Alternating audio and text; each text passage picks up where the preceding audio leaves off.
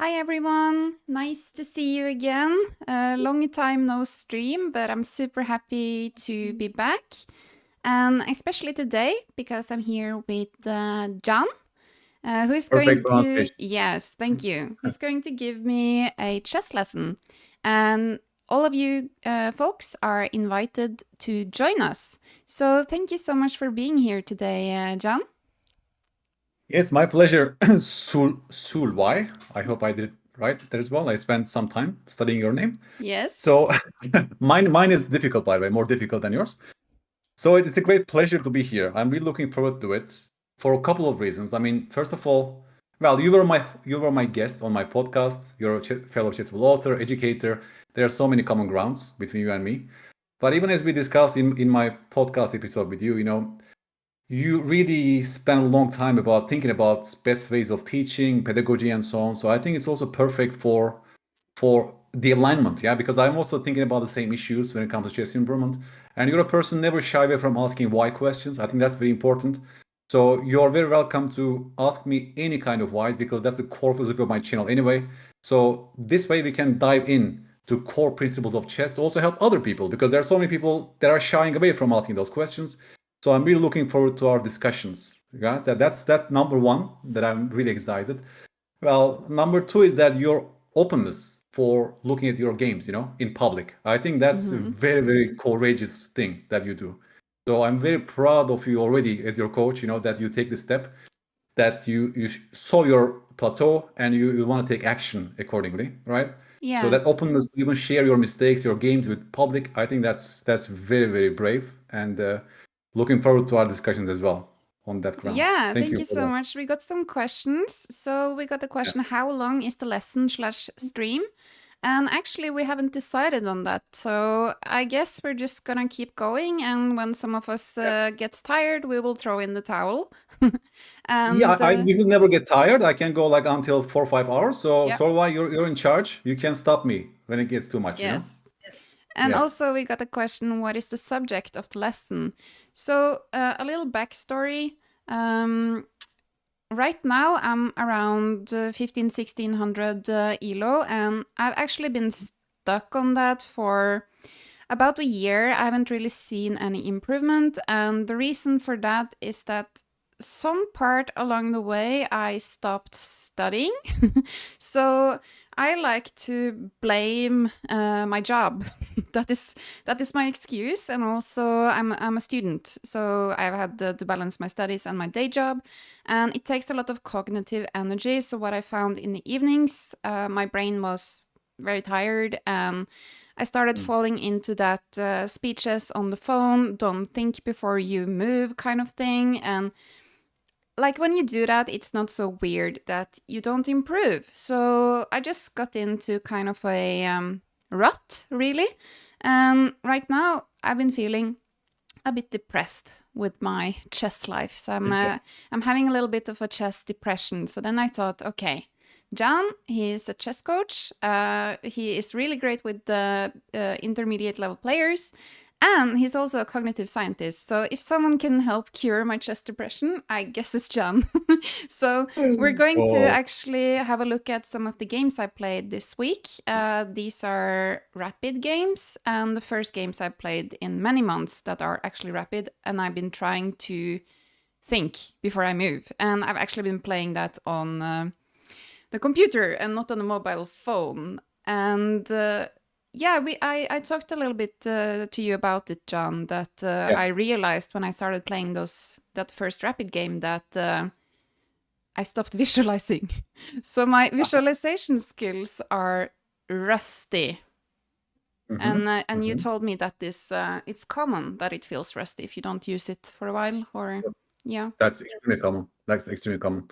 Mm. Also, like you don't solve. I mean, you didn't do any like real calculation training as well. Like focusing and not making moves, visualizing the consequences before you make your move, right? That was also probably missing in your daily regimen because that needs daily effort. Like tactical puzzles, even calculation exercises. That's a good way to keep it up. Like 10 minutes a day is probably good enough, but hardcore when you give your best, 10 to 15 minutes. Yeah. If you don't do it for like long periods of time, then it's not a surprise. that's Yeah. that is rusty. Yeah, for So I've sure.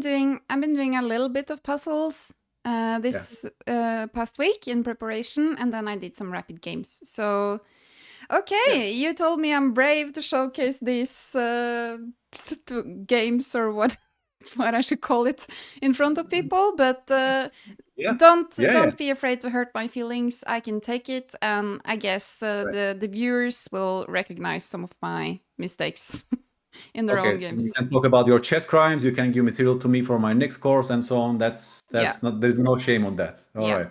And then it's yeah. You can interrupt me anytime. You can stop me. Because you're brave. Please do so because I'm sure other people share your questions and we can dive in. But yes, my goal for today is that we will have a look at all four games and we will try to find recurrent issues. Yeah, we yes, can find those underlying processes that are also sort of low hanging fruits for your success, because we can spend time on every single decision and some of these issues might be a little bit too over your head. Let's say not yeah, remembering move 15 in some opening. You don't need that right now. Yeah. But if we notice certain recurrent issues that are about raising your floor, right? About some fundamental processes that must be fixed. Your floor must be almost as high as 95, 97%, in certain processes. yeah, Then that's a very good moment to stop and talk, yeah? Because if you really raise your floor in those moments, then your rating will really receive its effect. And that's a low hanging fruit. So yeah, we're after those teachable moments, but also recurrent issues that are so fundamental when it comes to chess improvement, yeah? So I yeah, will guide you with those games and I have some notes here. So I will stop in some key moments and discuss those moments, and we try to find some common ground, and then we can also conclude with what you should be doing, yeah, to fix those issues as well. I can give you some nice courses, books, or whatever to fix those processes, but that's my main goal for today. I looked at all four games. Can you see my screen, by the way? If I make some moves, can your viewers see those moves as yes, well? Like yes. that? Okay, that's perfect. So, but Yeah, we can only see the board. So, what yes. color am I here? So you're playing with the black pieces in this rapid game. That's Yes. 15 plus 10. Okay, 15 plus 10. And all four games, by the way, are 15 plus 10, if I'm not wrong. Yeah. So we can even discuss that. Maybe you can even play a little bit longer games. That could be also one improvement, let's say. Yeah. Mm-hmm. At least you can try. Let's say maybe 30 plus 30 or something. Yeah. 30 plus 20. We can discuss. I also checked your time management. Timestamps are here for this game, but not for other three. It seems like you're not really ending up in time trouble so much. It seems like you're more or less ahead in clock compared to your opponents. But maybe you can correct me as well if that's like a norm or an exception. I think that is still a symptom from all the bullet and blitz playing Yes, because that was also my hunch. Yeah. normally I'm not the best at time management and I usually end up in time trouble, to be honest. But yeah, Okay, interesting. So keep that in mind because there are some moments that you should have spent more time in your clock. So yes. that's also a discussion. But okay, so you play Sicilian, which is good. Maybe that's a new opening for you. I didn't know you were playing this before. For example, this is something new. This Sicilian defense. I what do I say? I don't even It's a know. good I opening, by the don't way. I even mean, know if I play the Sicilian. I feel like I play c5 and hope for the best because I don't know okay, any theory. that's interesting. All right, that's interesting to take into account as well. That you have this rating without having any opening preparation and so on. That's also something to take note into, for example. And let's see, without much opening memorization, how well you did. So far, you're doing very logical moves, by the way, right? Like Mm-hmm. without memorization, I think you're playing almost perfect chess so far. You take over the center. D5 is very good. Very typical against the Alapin. A very good move, bishop f5. Like there's also these ideas, of course, but bishop f5 is nice because you want to play e6 on the next turn and get the other guy going. Yeah. So without knowing too much theory, you're playing good chess. Knight f6 is fine. E5 is fine. E6 is also fine, by the way. So these are not very critical moments. You play very, very correct chess. And c4. So, Solveig, tell me about c4. When you see a move like c4, what catches your eye? They create an ugly pawn on d3. Exactly. A backward pawn. Yes. Beautiful. There's one more weakness that white gave you with c4. D4. Exactly. D4 also became an outpost for your pieces. So Yes. I made a couple of courses about this. Chess crime and punishment is sort of a crime to play c4 because it's clearly giving you this d4 outpost. Plus, they are really making this pawn a backward pawn, right? Because here maybe white could play d4 at some point. But after c4, this is really, really becoming an issue on a Yeah. semi-open file. That's a clear target for your pieces. Positional play involves seeing those things, right? Seeing those weaknesses, backward pawn, outposts, and simply targeting those weaknesses with your pieces. That's how you form a plan. These are very powerful plans in chess. And we'll see that you can actually even do this. You can form these plans. But it's already a very good, interesting moment, C4 to my mind. Like very teachable moment, because all pawn moves are committal. We always have to double check everything before we make a pawn move. It's one of those very bad pawn moves. I even wrote eyesore when I saw this move. Yeah. Okay. You agree, right? I understand all of your points there. It's crystal clear. Beautiful, because that's one way to see how your intuition is. Yeah, because that we really want to see these things quickly to play good positional chess. Yes. Yeah, that's the first step. So it's a very good sign that you see some problems behind the move c4. Again, queen d6, very natural move, very natural. Yeah, there's nothing wrong with that because you're stopping bishop f4 as well at the same time, and you keep your queen on the d file because you want to pressurize the pawn on d3. Beautiful. So without much opening memorization, you're playing very good chess. Queen was attacked, fine. Queen d8 is fine. You will chase away that knight at some point with a6, I guess. That's one of the hopes. Bishop f4, the opponent's last move. They want to maybe go knight c7, check, Yeah. right? And you saw the threat. You play rook c8, very, very good. That should be a good move. There's also, of course, maybe castle short, by the way, right? This also comes to mind because you want to castle short anyway, and maybe there's nothing to be scared about the move knight c7 because you can always play rook c8 in this position, right? This also comes to my mind as a very logical idea for black. Why not? I mean, maybe bishop c7, but it's also fine, probably. The queen will find a spot. Okay, But but when rook they c8 is... just a question. Of course. Because when they played bishop f4, here I felt like I had done something wrong. Okay, that's interesting. So because you gave them bishop f4, yeah, that's how we. Yeah, because I felt like they had I gave them like the initiative or something. Okay, then maybe after knight c3, we can talk about this. Maybe you could have spent some time in asking yourself, what would they play if I don't make a move right now? Yeah, right? I thought about if I should do a6, but then I thought knight b5. It's probably not dangerous. I should develop my bishop instead, I thought. Okay, so that's one way of dealing with those issues. Because, yeah, bishop f4 seems to be an improvement for white, right? In terms of, like, yeah, getting the pieces out with tempo. Yeah. So that's one way of doing that. As I said, you can ignore them and castle short because knight c7 check doesn't come with a threat. Or maybe you can even go to b8 in those moments because they can still play bishop f4, right? And then if time allows, you can kick that knight with a6 on the next turn. These are a couple of ideas to fight against the opponent's ideas, right? Yeah. Like, of course, in some calculation, maybe they can go g3, bishop f4, and so on. You need to spend some time here, yeah, to calculate. But yeah, knight b5, bishop f4 seems to be an improvement for white at first sight. But if you look at the rest of the white army, right, they're not active at all. They only have these two pieces doing something right now, and it's very easy to deal with those ideas. Yeah, so nothing to be scared about this move. And queen d8 is still a good move because you're still eyeing that pawn on d3. At some point, that will tell. Slowly, you will organize your pieces. Yeah. So in terms of panic, maybe you panic slightly as well in this position, which we can discuss, like psychological issues. But in terms of positional chess, so after knight h4, you play a very peculiar move. It's knight d4. And that's maybe the first interesting mistake to my mind that we can spend some time on, Yeah. This knight d4 move. Because first of all, have you noticed that knight d4 even unprotects the pawn on a7? That's my first question. Maybe this is what was missing as well. There was also maybe moved like bishop g6 in this position, very simply like just between bishop and take it from there, yeah, except in this position, for example, opening up the rook. That was one way.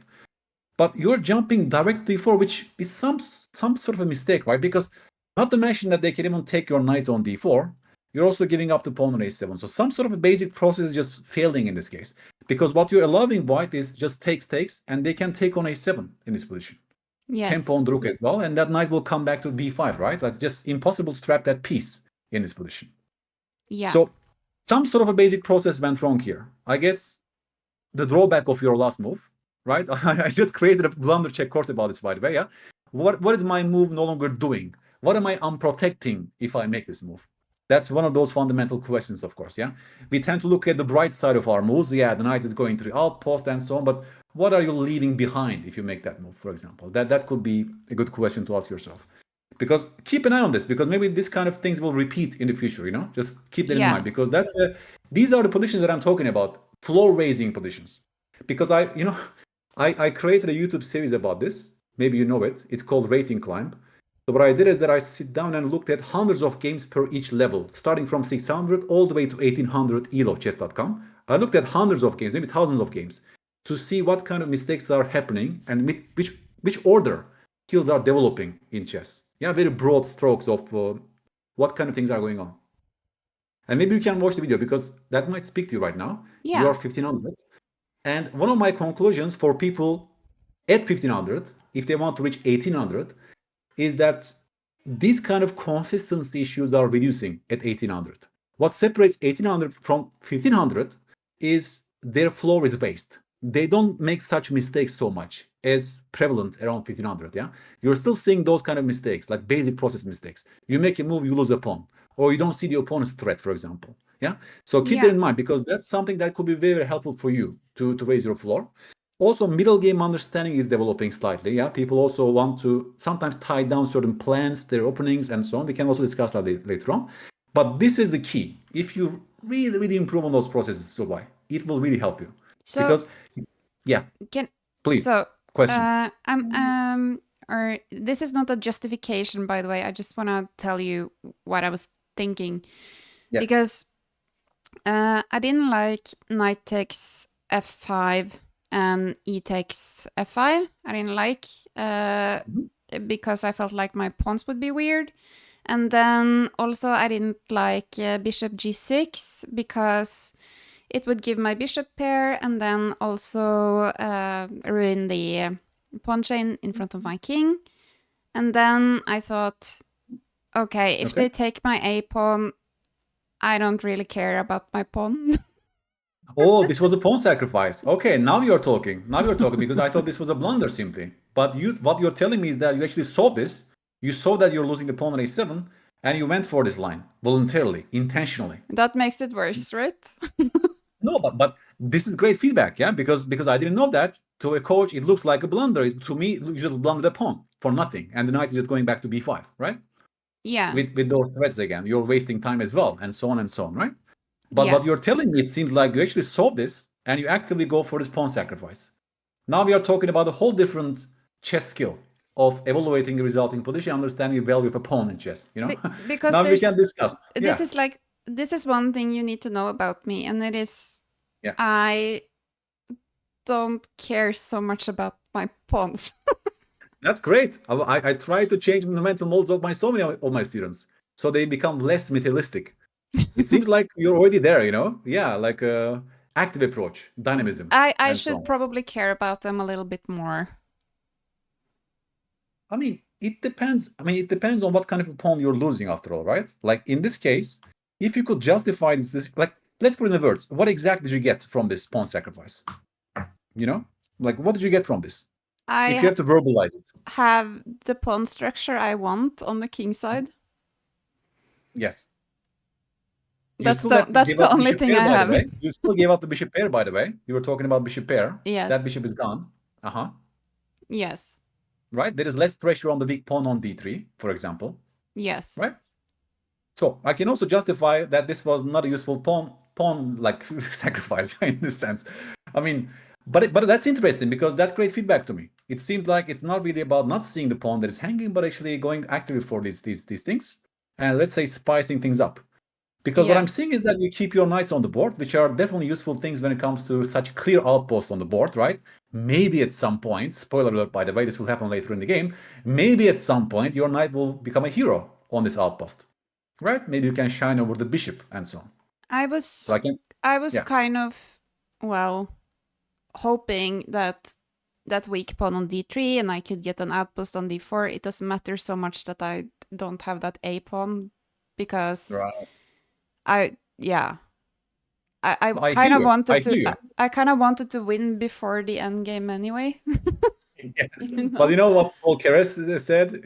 As I'm getting older, I'm valuing pawns more and more. I think that's you're still young. You're still young. Yeah. Like as you grow older, I think pawns will become more valuable as they are. But yeah, I mean, in some sense, that's interesting. So you give up the pawn, and now we can look at how the game develops. I mean, in some sense, even that bishop got slightly better on his diagonal. This was not justified. The Yeah. guy should be tied down that pawn on d3.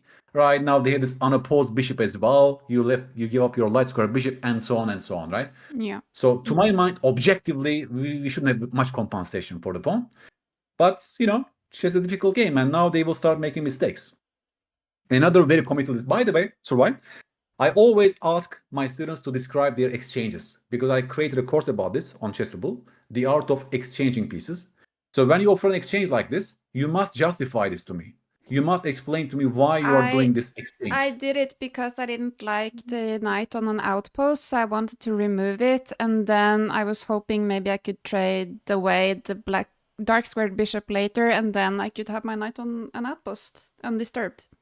Interesting. Yes. Okay. Great explanation. I like it. I like it because that knight sits in an outpost. Nobody can chase that piece away. Yeah. There is no light square bishop either.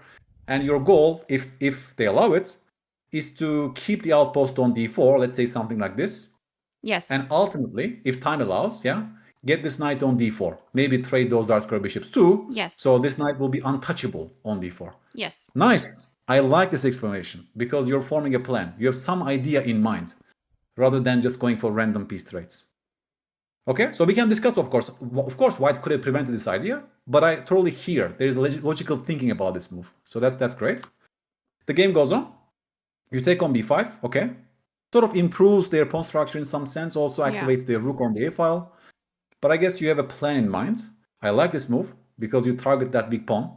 That's how you form a plan in chess. Oh, nice. We talk about this, or why? What's the use of having attacking pieces and defensive pieces, right? Like, it's good, right? You tie the bishop down on that pawn on d3. That's beautiful. And your pieces are not tied down in attacking that pawn because they can always do something else later on. Yes. But that's already a very good improvement for you. Simply by putting pressure on the pawn, you tie down the bishop. That's a great improvement for you, for sure. Queen c8. I guess your idea is to maybe get this knight going, at some point. Okay, interesting. Queen c2, knight d7. Now we start to see your idea. b6, that's fine. These moves are fine. Takes, that's also fine. Here, I think, comes an interesting stage. Yeah, you're stopping rook a7s. At some point, you will play bishop f6. Yeah, that's interesting. I like this. Again, another exchange. You have to explain to me what's your point behind this exchange. I want to have the knight on d4. Yeah, you already explained this to me. Yeah. So your ultimate goal is to trade those bishops and get a knight on d4. Can you see it? Folks, can you see the students? Solveig is forming a plan. Her ultimate plan is to get this knight on this beautiful d4 outpost and claim that knight is so beautiful, it shines over the bishop, she has full compensation for the pawn. And maybe even more because of the weak pawn on d3. Who knows what's going on, yeah? So, okay, good. And they take on f6. Okay. I don't like it. For example, white could play any move, just random move g3. And if you take on c3, they are taking back with this pawn, right? And the outpost is destroyed. And all your dreams of the outpost is gone, right? It's said goodbye. So all your dreams are gone. Nobody can sit on d4. It's amazing, right? Like how exchanging on our own terms can mean everything in those positions. That's why this whole thing deserves a course in itself, exchanging pieces. Is it a good exchange for white to exchange like this or like this? Right? It's a great strategic question, by the way. It can go to one of my future courses, by the way, this decision. But it's all about the outpost on d4. Right? And now they have a better version for sure, because your knight is lacking good squares. Yeah, if you speak to your pieces, the knight is the main problem. Like, where is it going? It's not clear. a5. No, I'm joking. Yeah, so it's incredible, yeah. But I made several videos about this on YouTube, by the way. Blindly exchanging pieces is a huge problem for many beginners, but even like people around your level, yeah. That's what keeps them strategic. Like they exchange pieces without thinking, and your knight is becoming a great piece suddenly. You're forming a plan, by the way, around here. This was okay. I have to explain that knight d7 move. Because it was a brain fart, because I was actually I wanted to go to e8 because I wanted the knight on d4, but then my brain malfunctioned and I moved it to d7 instead, and then it became a bit hard to get it to. I see. So that is why it's just like that's why jumping around very randomly.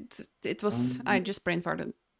Okay, good. Because this is not a strategic mistake. You already have a route in mind, but there is some sort of a brain fart or mouse slip or whatever, yeah? I wanted to go to e8 and then d6 and then f5 and then to the outpost. like This is great. that. But This is then, great. but then my brain malfunctioned, and I went to D7. Yeah, that's fine. So she's forming a plan. She's forming a plan, looking at the knight, looking at the weakness. Simple chess looks like this, That's perfect. And we even see a coherence, yeah? Like a couple of earlier moves ago, like your move connects to this plan. That's beautiful. Knight e5, slowly, yeah? Luft is always helpful. You give a luft to your king. Knight g6. And The now, knight doesn't do much. now I can go back to D4. It was just a Now longer you route. exactly. Now they're also sort of inviting you, right, to go to your destination. Yes. Like for example, look what they are doing. They are playing bishop g2. Yeah, that was weird. That was very That's weird. so strange. Yeah. Okay, now that knight is coming to d4. Thank you so much. Yes. It So was you weird. outplay them, strategically speaking, in this game, for sure. For sure. Yeah, that's good. And we can see that you have full compensation for the pawn as well. Yeah, once you look at a knight like that. Because even white's extra pawn is a double pawn like this. Yeah, it's not like a passed pawn or some dangerous pawn. Yeah. So evaluation-wise, I think black should not be so worse in this position. I mean, I'm not sure what Stockfish says, but I would say, yeah, black definitely turned things around in this position. I felt happy in this position, but I didn't really have a further plan because this was kind of my plan. Yeah, just to see what stock. I don't use engine, but okay, wow, 0-0-0-0 actually. I was sort of right with this full compensation part. Then we can discuss, how do we play around this position? Like, let's say queen e4, like what should be our plan, for example, in this case?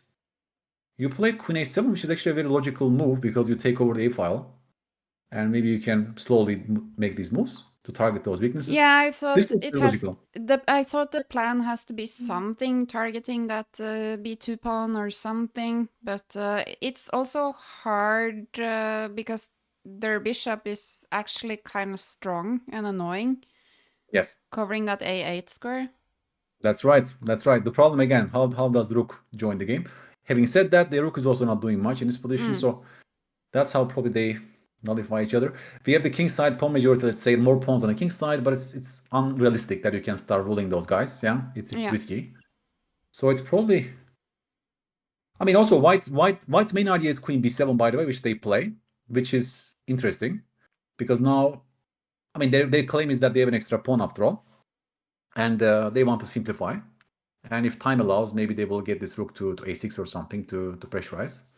Yes. So it's understandable that you keep the queens on the board with queen a4 in this case. But I guess now b6 pawn is an issue for us, right? So this is the only problem with this approach. Because if you lose that pawn, then you really give them a beautiful pawn on b5. Yeah. And that becomes sort of an issue, yeah? So now you see you're tying down your queen on a5, for example, on that pawn, which is never ideal.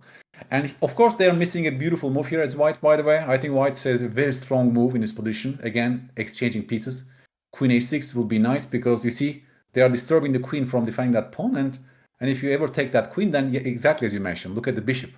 Look at the bishop, and now a7 is coming and a8 is coming. That bishop is protecting that. I'm supporting that pawn. It's just a huge pawn. So I think queen a6 will be a really great move for white in this position, but they couldn't find it. And if you don't exchange the queens, then you will lose the pawn on b6, right? So for example, queen d2, you can try to activate the queen, but that's a very important pawn to be lost on b6. Yeah. So objectively, I think white could have some advantage here if they find queen a6, but instead they go queen c7, and then you play rook a8. That's an interesting moment. Wow, she's sacrificing the exchange. That was not a blunder, by the way. Yeah, I asked you, was the mouse slip or what? But yeah, this was a perfect exchange sacrifice. Maybe not perfect, but very interesting for sure. That you just want to exchange that bishop, which is the main defender of their king. Yes. And you know that queen and knight combo are great, right? When it comes to attacking the opponent king. Yeah.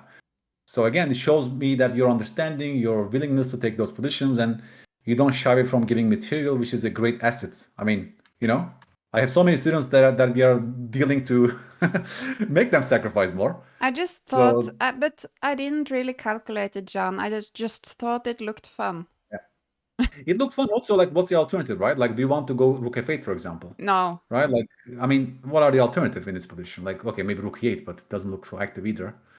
So maybe out of sheer desperation, I think you can also settle for such moves, which are for sure very interesting, because you take the open file at the very least.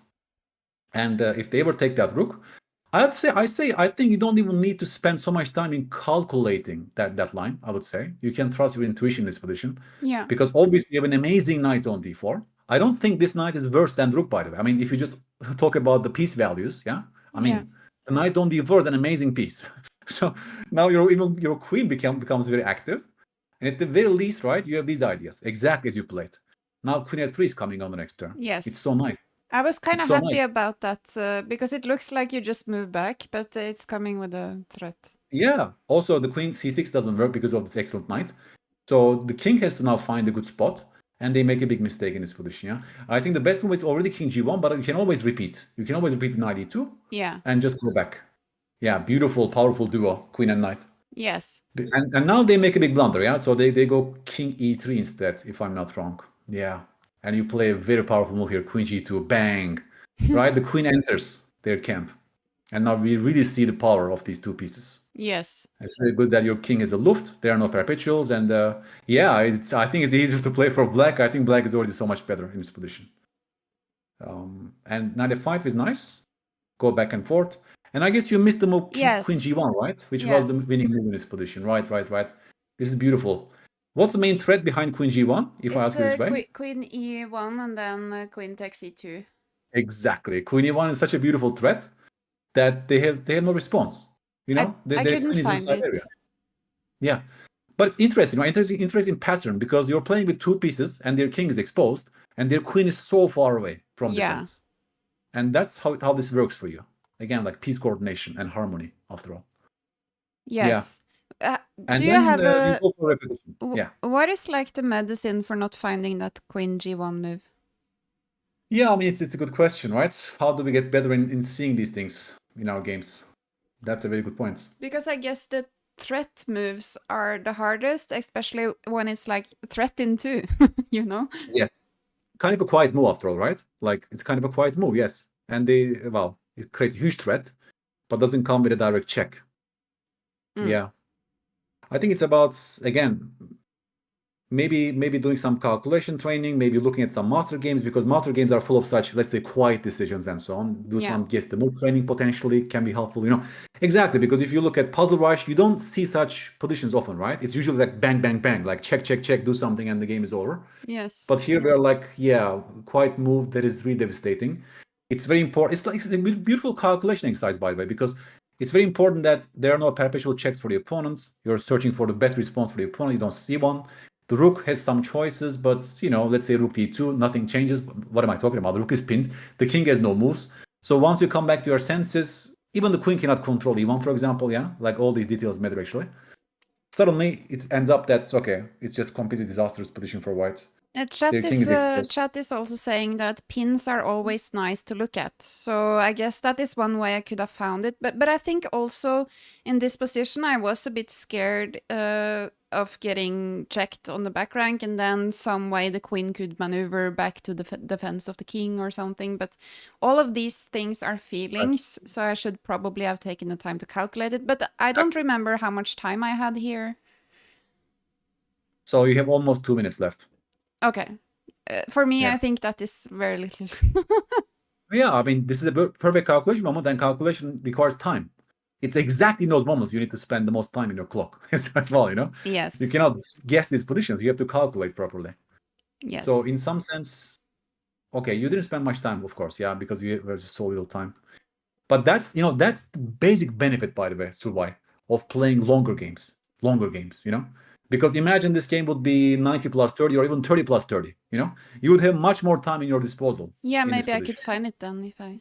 Yes, I think there's a much higher chance if you have, let's say, 10 minutes in this position to find a move like queen g1, like psychologically, you know? So that's one benefit of doing slower medium games. Just keep that in mind. Okay, I will do some slower ones this week. That will only help you overall, I think. I think you can't go wrong with these longer games overall. Yeah, but in the end they blunder. Yeah, instead of going for rep, they go king e1, which makes this move even stronger because now comes the check, and now king d2 fails because of this. And well, rook f1, very nice move, queen e3, and mate in 2, right? And they resign because of this beautiful mate in 2. And again, queen and knight combo, right? It's so beautiful. Cool. So this game already shows me that you You don't shy away from giving up material, you know. Without any Sicilian memorization, you can still play logical moves from the opening. You know, you have good sense for developing your pieces, let's say. And you can target those weaknesses. You know, for example, where outposts lie and so on. Weakness awareness are there. They're not perfect, but they are there. You know, you're sensing these. You definitely sense them more than your opponent in this case. Some decisions around here, you Yeah. know, could become better. For example, maybe castle short. This doesn't come with a check, so I just make the move that's the most natural. Maybe don't panic so much just because they attack your Yes. queen and play before. Yeah, psychological things might be relevant here. And here, yeah, the first key moment that you sacrifice the pawn. This was really interesting to me that you chose this, but it was not a clear blunder apparently. You saw this, which is very good info for me as a coach. And here again, you're forming a certain plan. It might not be the best plan, by the way, but you have a plan in mind. And as they say, you know, like the worst plan is better than no plan. Well, Yes. we can discuss that, of course, but you're following a certain threat in this case. You have a desired state in mind. Yeah, you want to ultimately get a knight on d4 if everything goes well. Yeah. And that's why you chose this path. Even rook d8 is nice, hitting a weakness. So there's nothing much to say about these decisions. You know, not so many chess crimes, and bishop f6 is logical. Again, you need some help from the opponent, but at this level, people don't play perfect chess, and they also make an instructive mistake, which you can learn from, by the way. You know, and that's also why we should analyze our wins as well, just like here, because yes, you won the game, but right, white should not have exchange on f6. Yeah, they White should have helped me. allowed you to take on c3, right? So what was your game plan in this case? Yes. So you know, beautiful information as well we can take from such analysis, and that's why we are doing this. In the end, I will like this knight d4 maneuver. Well, some slips, some maybe not the perfect pathway. And It also also, looked I like had to have some help. also had some help, you know. But in the end, it's so amazing, yeah. This exchange sacrifice really shows me your style, like your preferences as well, which is great info for me as a coach. My style is sacrifices that don't work, but I get help from the opponent and they work. Let's sacrifice and hope that the opponent will gift us something interesting. Yes. Yes, Well, but you yeah. yeah, it's great because so many people, as I said, has opposite problems. You know, they are too passive, they have phantom fears, and so on. They are too materialistic. So it's already great. I think the other part can be fixed a little bit easier than fixing to become more, you know, risk well averse in chess or no risk taking in chess. You know Yes. what I mean? I think that Yes. the other one is harder to fix than this. Okay. So it's great. It's great that you already have this intuition about piece activity and compensation. I kind of like to go for the moves that I think will be the most fun and not the moves that will be the best. But I don't know if the goal with chess is to have fun or to win. Yeah, well, now it's about chess philosophy, guys. No, I don't want to curb your natural instincts, natural preferences, what you like. I think it's very important. You know, also to my students, I don't like limit their opening preferences. I don't limit their choices. I always, you know, encourage them to play openings that they like the most, get those positions that they like to play, and so on. I think that's very important. They should have fun as well, you know, when they're playing this game. So it's always a combination of different things. So we got the answer from chat actually. They Yeah. said the goal is to win and have fun. So Yeah, I mean, exactly, right? If we can get both, that would be the best, of course. But I have And a that's maybe, question. I have a yeah, question sure, from of the last game. Instead of course. knight d5, do you think I should have went knight g6 and opened the h Like, file instead? bishop g6 in this position. Yes, yes, yes, No, yes. wait. Yeah, here. Do you think Bishop bishop g6. g6 is best? Yeah, this looks more natural to me, right? Because also I don't want to lose a pawn in that case. Bishop g6, and you will just take this position. You will So, take this position. because this, I guess, is a position that will worry some beginners because of the king position. But okay, so we can discuss that. You're scared of castling short in this position. Yeah, Okay, or I we don't can discuss want that. to, kind of, because Mhm. then my rook is on the h file and it's very happy there. But then I guess, Mhm. I guess what I would think here is how do I get my pieces over to their king side here to take advantage of that open h file? And they have so much control on the dark squares, and I don't really understand how to play this position. Yeah. Well, what I'm seeing already is that even if I castle short in this position, my king won't be attacked at all. White has no manpower on the king side to checkmate my king. My king is perfectly safe on g8. But my rook is also very active, so I can even wait with this decision. I don't need to, commit early on. What you get directly is this d4 outpost. That's always going to be a problem for white, by the way.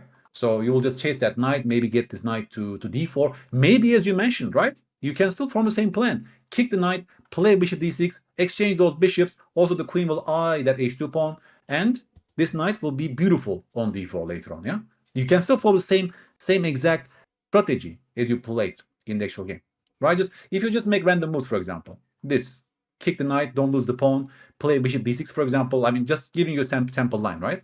And then Like we play this made on move. h2. Yeah, of course, yeah. If they blunder, you can always take those wins. But just look at this position and compare with the actual game. You have this beautiful d4 outpost for your pieces. Yeah, and okay, John, I agree with you. You totally proved your point here. So I'm just gonna look a bit closely on this position and tattoo it inside my brain, and then I'll try something else than giving away pawns for free next time. Exactly, right? Just please understand, nobody can touch this king on e8. The king is perfectly safe on the square. Nobody can touch this at all. You can even castle short if you want to later on, Still nobody can touch that king on g8. It's important because Yeah. many people have phantom fears, right? Oh, h file is open, my king will be mated. Just you need to look at those positions, maybe study some master games, and really understand, just have a safe feeling about those positions. Just relax in those positions. Yeah. Yeah, you're perfectly safe over here. But I Okay, would like to so play you. Yeah. we have Code Special in the chat who says it's a great lesson so far and very helpful. Cheers from Turkey, John. Loving your videos. Cheers to Turkey as well. Yes, Turkey is in my mind this last 10 days. Yes. So wishing you all the best, guys. Yes. Yeah, so let's continue with the other game, if time allows, Solveig. We are here for 5 more hours, so hopefully everybody's Yes. enjoying. Okay, cool. Right, let's go to the second game, and let's try to keep this in mind. We are searching for recurrent issues. We are searching for common threads between all the games, because that's what we are after, right? We are after those generalized lessons that can tell us something about your play, and maybe some bottlenecks that should be studied and fixed. Yeah. So this game, you play the Vienna kind of structure, f4. I guess you played this before, right? You like those structures, right? Yeah, I do. I guess objectively, probably maybe d4 is better, but I really like going f4. I like that. Yeah. So this because is I actually a think beautiful it's fun. thing. Yeah, knight f3, followed up with some bishop c4, d3, castle short, attack on the king side. Yes. This game already shows to me that you have some understanding about typical structures on these Vienna kind of openings, so which is already great news because you tie down your opening moves to middle game understanding, and that's what we're after. That's what we're after because that's what you need to reach 1800. As I told you, that develops around 1800. Yeah. People also have general understanding about the middle game plans, ideas from their openings. So keep that in mind.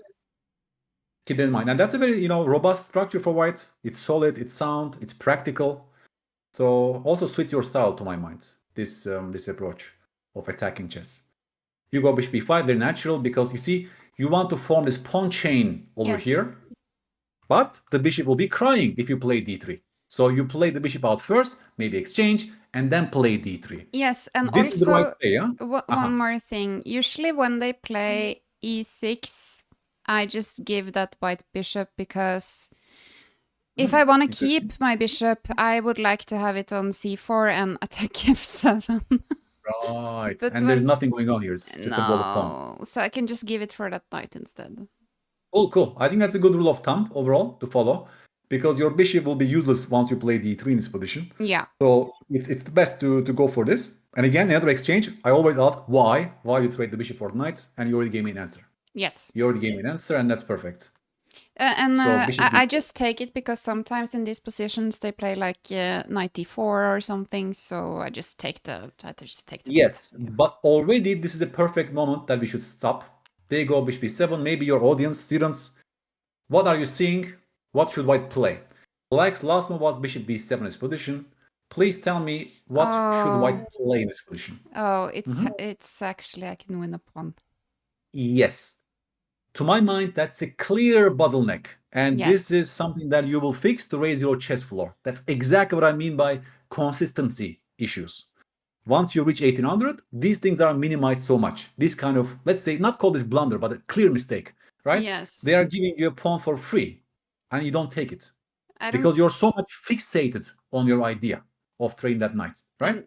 This is in your mind. and don't care enough about pawns.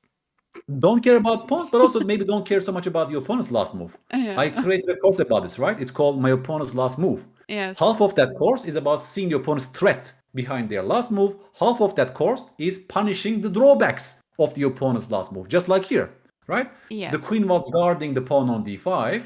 The moment they go bishop b7, the queen no longer guards the pawn on d5, which means the pawn just became hanging because there's two attackers, but only a single defender as a result of black's last move.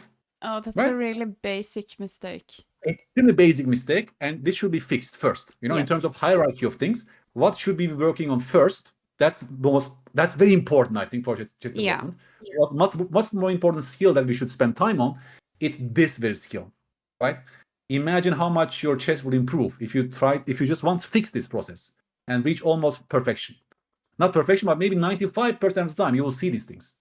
That will be huge. Yes. Because that's a clear extra pawn he's giving you, yeah? We generally want to take extra pawns, especially if it's a central pawn in chess, yeah?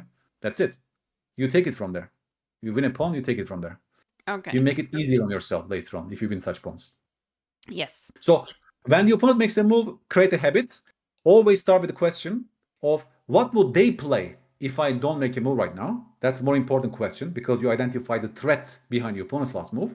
But don't ignore the question of what's the drawback of their last move? You know, what has become unprotected as a result? Of course, for that, you need to maybe see this tension on d5, right? Right now, this pawn is, I call these things loose pieces, by the way, because it has equal number of attackers and defenders, Solveig, yeah? It's, the d5 pawn is two attackers right now, and only two defenders. In my definition of chess, loose pieces are the pieces that has equal number of attackers and defenders. So in this case, the d5 pawn is loose. It's a loose pawn. But if they play bishop d7, it became a hanging pawn, right? That's that's interesting. I never thought about it like that. That the equal attacker and defenders, it's loose. Okay, that is something I will remember and also look for the drawbacks. Yes, that's a fundamental lesson in my blunder check course, by the way. That's one of the pillars of the blunder check course, this loose piece concept. But I think you already have a feeling of what two courses I will recommend to you right now by the end of this lesson. But that's already a good start, you know. Bishop b7, you could have taken the pawn, but you just go and take that knight, which is not terrible, by the way. b6, wow, okay, I would definitely take back with the bishop in this position, by the way, to keep my structure intact as black, right? And not to give you double pawns for nothing. And even the bishop improves slightly on this diagonal. So it's very curious that black just takes back with the pawn in this case. Interesting, because the bishop is not happy at all to see the structure. Let's continue. d3, nice. You get this pawn chain. Again, we see consistency in your approach, right? You're following a certain plan in this position with the entire bishop trade and so on, which is good. d4, another very committal pawn move. Maybe this is a little bit higher lesson for you, but I think it's still very relevant. Maybe not even higher for you because you see, you're clearly going to attack on the king side. Why? Because your pawn chain is pointing towards the king side, right? You have this f4 pawn as well, all the space on the king side, but black is stabilizing the center by playing d4. Black is closing down the center by playing d4. Can you see it? What they did? By playing d4, they are closing down the center of the board, which means strategic. You tell me, Solveig, what does this mean? I don't know if I'm right, but guess, please. I was happy to see that because when they close down the center, I feel like it's better chances for me to attack because I want to have like stuff in the center when I want to attack. Beautiful. That was a really bad explanation, by the way, but it's just based on feelings. Very close. You are very close. Your attack strengthens because they can't counterattack right in the center of the board against your flank push because center is so stable and locked. Right? Yes. In chess, we generally say the best way to fight against flank attack is to strike in the center of the board. Because the center is the most important area. Once you create counterplay in the center, they have to react. Yeah, they have to get distracted from their flank advances. And vice versa. Generally, flank attacks work if and only if the center is stable in chess. So by playing d4, they are literally giving you a green light on your kingside push later on. That was a much better explanation. I have heard that saying, an attack on the flank should be countered with the strike in the center or something. And when they close down the center, it becomes hard for them to do something there. So then I can basically just play on the flank, is what you're saying. Exactly. Now you have full green light on your flank attack, undisturbed about the consequences in the central counterattack. Yes. And that's exactly how the game plays out. If we just watch how the game goes, you slowly get, oh, that's a beautiful pattern, by the way. You know your patterns in the Vienna, right? Yes. The queen is going to g3. That's your main idea behind the move. Yes. Cool. Cool. You see, that was my point. You start to know your typical ideas that are connected to your openings in chess, those middle game ideas. That's very important. The queen is going to g3 very, very soon. Even the knight was a bad piece on a2. Even the knight is going to the king side. That's also quite nice. That goes to g3. Sometimes it actually supports f5. Sometimes can go to h5 and so on and so on. Knight g4. Well, what's the threat behind the move? Is it knight e3? Not really, because you can take twice, right? You can take twice, so you don't face a threat right now. That's why you play the move knight e5. That's another very good move to my mind. That's a very, very good move to my mind. Do you like it? Because I was a bit unsure here, because, you know, f5 is also looking a bit good, but I thought, okay, if I can just play there, worst case, I get to like, or I just want to open the f file, you know? Yes, just look at the consequences. Again, maybe black should not exchange on e5, but once they did, look what you just got. Yes. Exchanges are very committal. You must explain why. Pawn structure transformations are very committal. You must explain why. Right? So I thought it opens the f file, but also that e5 pawn, even though it's a double pawn or whatever, it is straight in the center, and it also constrains their pieces a lot. Exactly as you said. It constrains their pieces. The rook got happy. Even the bishop got happy. Solveig, can you see it? Like, can you see the effect of this transformation on two of your pieces? That's actually, by the way, cheat sheet, kind of a very easy way to understand whether a pawn move is good or bad. You always ask yourself, which piece in my position gets happy if I make this move? And am I making an opponent piece happy if I make this move? Right? That's basic math. In this case, 2 for white. Well, nobody for black.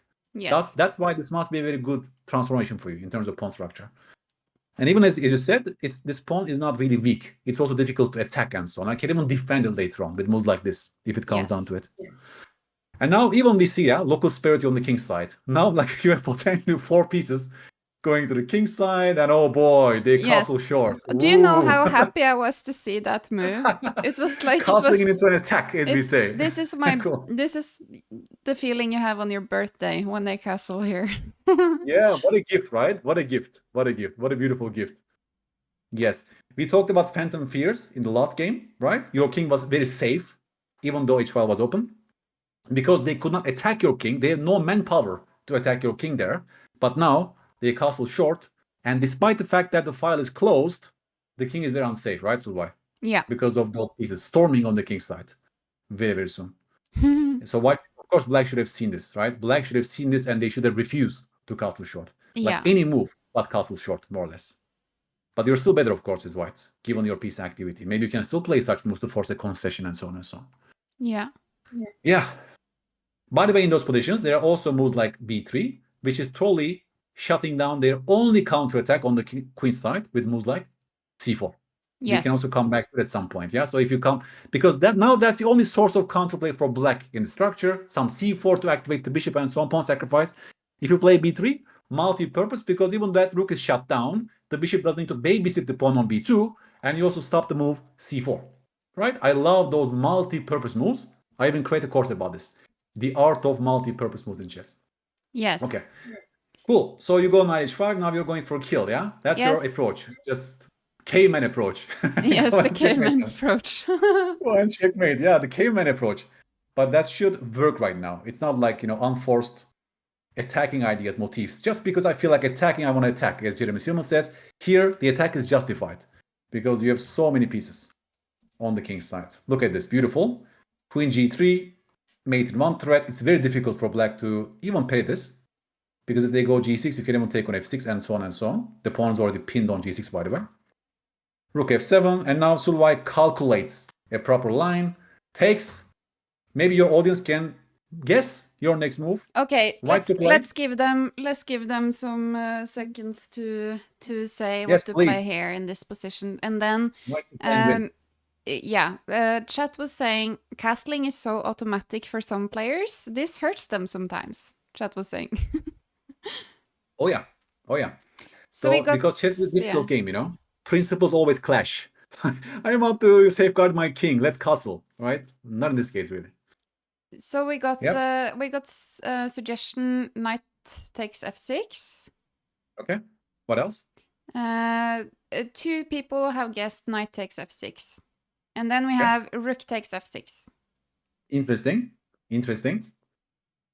So Well, they rook takes f6 is wanna definitely take more on interesting. f6. For sure, right? Although having said that, we are still probably better even after moves like e5. But yes, definitely take on f6 is logical. Rook f6, how does it go? Rook f6, what should they do against rook f6? What can they do? So are you asking me or are you asking chat? You already know the answer, yeah? Yes. Yeah, rook f6 is much more interesting because the rook is already tied down on the pawn on g7. The rook cannot capture on f6. That's very good. And if queen takes, we simply take the queen with our knight. And this pawn is also pinned in this case, right? Rook f6 is a beautiful move because no matter what black does, you're gaining material with winning position. Also, in some sense, it's good to keep that knight because that already puts pressure on this pawn on g7. So this should be checked first when it comes to calculation because of overworked pieces, yeah, in the black's camp. This rook is the main overloaded piece, and the pawn is already pinned. Beautiful calculation, very short calculation, and they resigned, yeah? I Black was very resigned in this happy position. about this one.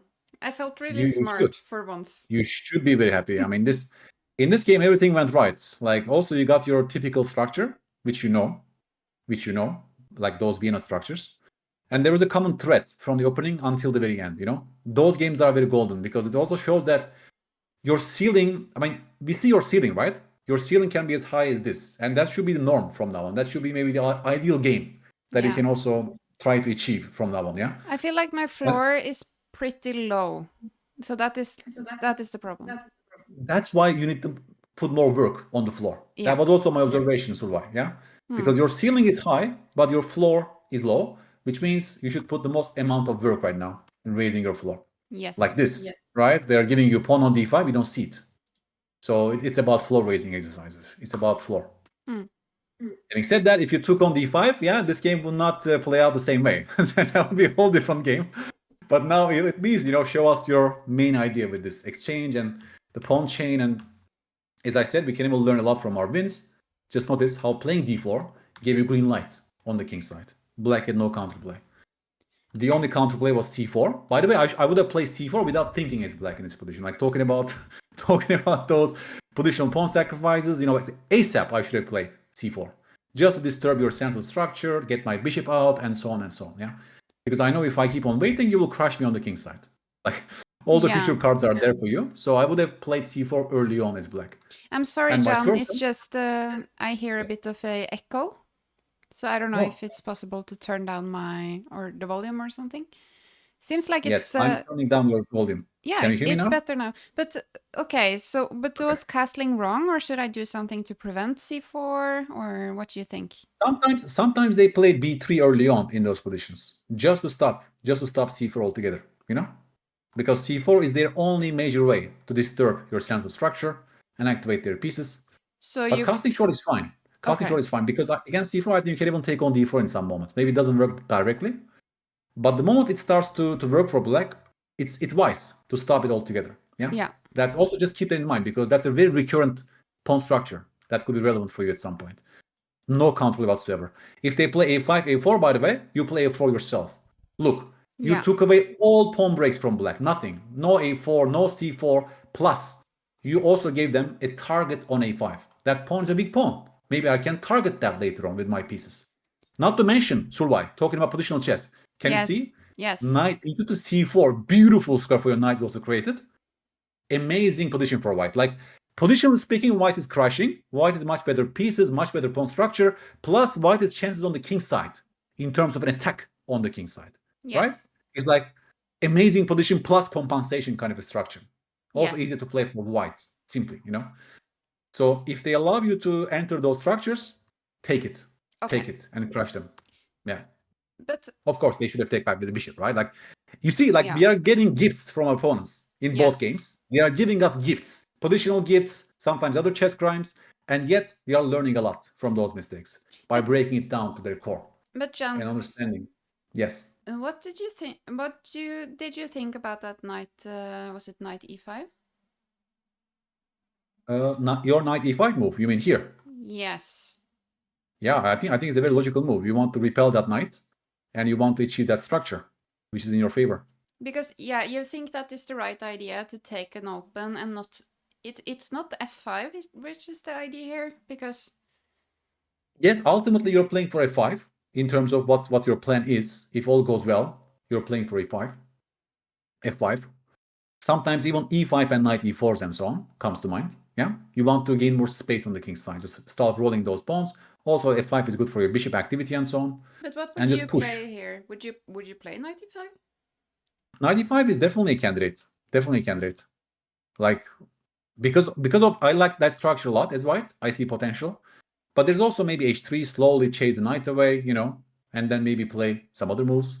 Like if they go here, for example, some f5s at some point comes to mind. Maybe move the knight somewhere, maybe move the knight and queen g3 ideas at some point comes to Yeah. mind. e5 is giving this d5 outpost to that knight. Maybe I don't like it so much, right? Yeah. But f5 actually helps your pieces too in this position. Helps the bishop, helps the knight, helps the rook, you know. Again, I just ask myself, which piece gets happy if I play f5? I see many pieces. John, Yeah. sorry, I have to just stop you because you know Anna Maya? She's Yes. actually rating us now with a party of 89 people. So I just want to say thank you so much, Anna Maya. Oh, she's here. Yeah, she's sending her viewers over to us. So Great. you Thank you should so go much. over and follow Anna Maya. She's amazing. And also recently launched her Chessable course, right? So Yes. thank you so much, Anna Maya. I really appreciate it. Okay. Thank you for joining us. Hope Wh- you will get some lessons as well and benefits. Thank you so much, Anna Maya. What were you saying now? I would say it's just a very desirable position for white. I mean, overall, right? Like also because of the bishop on d7, because of your extra space, kingside structures, ideas like f5, e5, and so on. I would take white any time of the day. Yeah. But even your knight e5 is logical, as you mentioned. You know, Okay. like because this is just a great piece activity for white on the king side. So Also, that I knight is think removed. I think I should just mention for the viewers who joined us what we are doing today.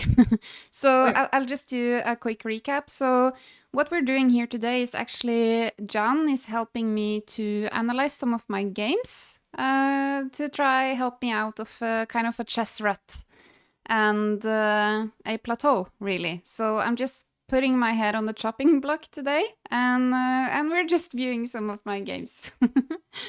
And That's exactly what we do. and you're getting a free lesson as well. So feel free to ask John any questions you might have as well. Yeah, we are here for 5 hours, guys. So just keep on asking questions. I'm here to answer. That's I cannot stop talking about chess once I start. So you have to actually stop me. So why? I have the same That's what illness. we do. Yeah. If you get too tired, just let me know. Yes.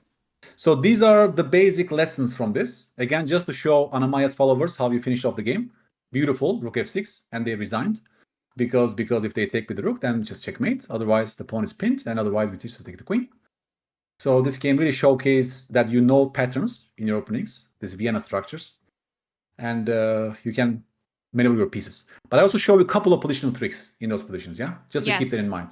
Yes. I even found a model game for you. I can give you like a homework. I even found a model game for you that they play b3 and knight c4 and so on, and way through a4 and so on to stop all counterplay.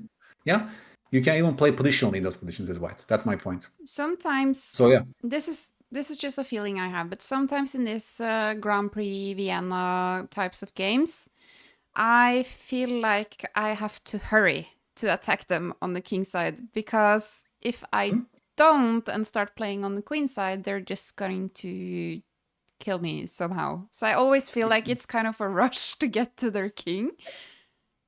okay, but again, I challenge you because the center is so locked. They have no counterplay in the center of the board. You have time in this position to develop your initiative on the king side, right?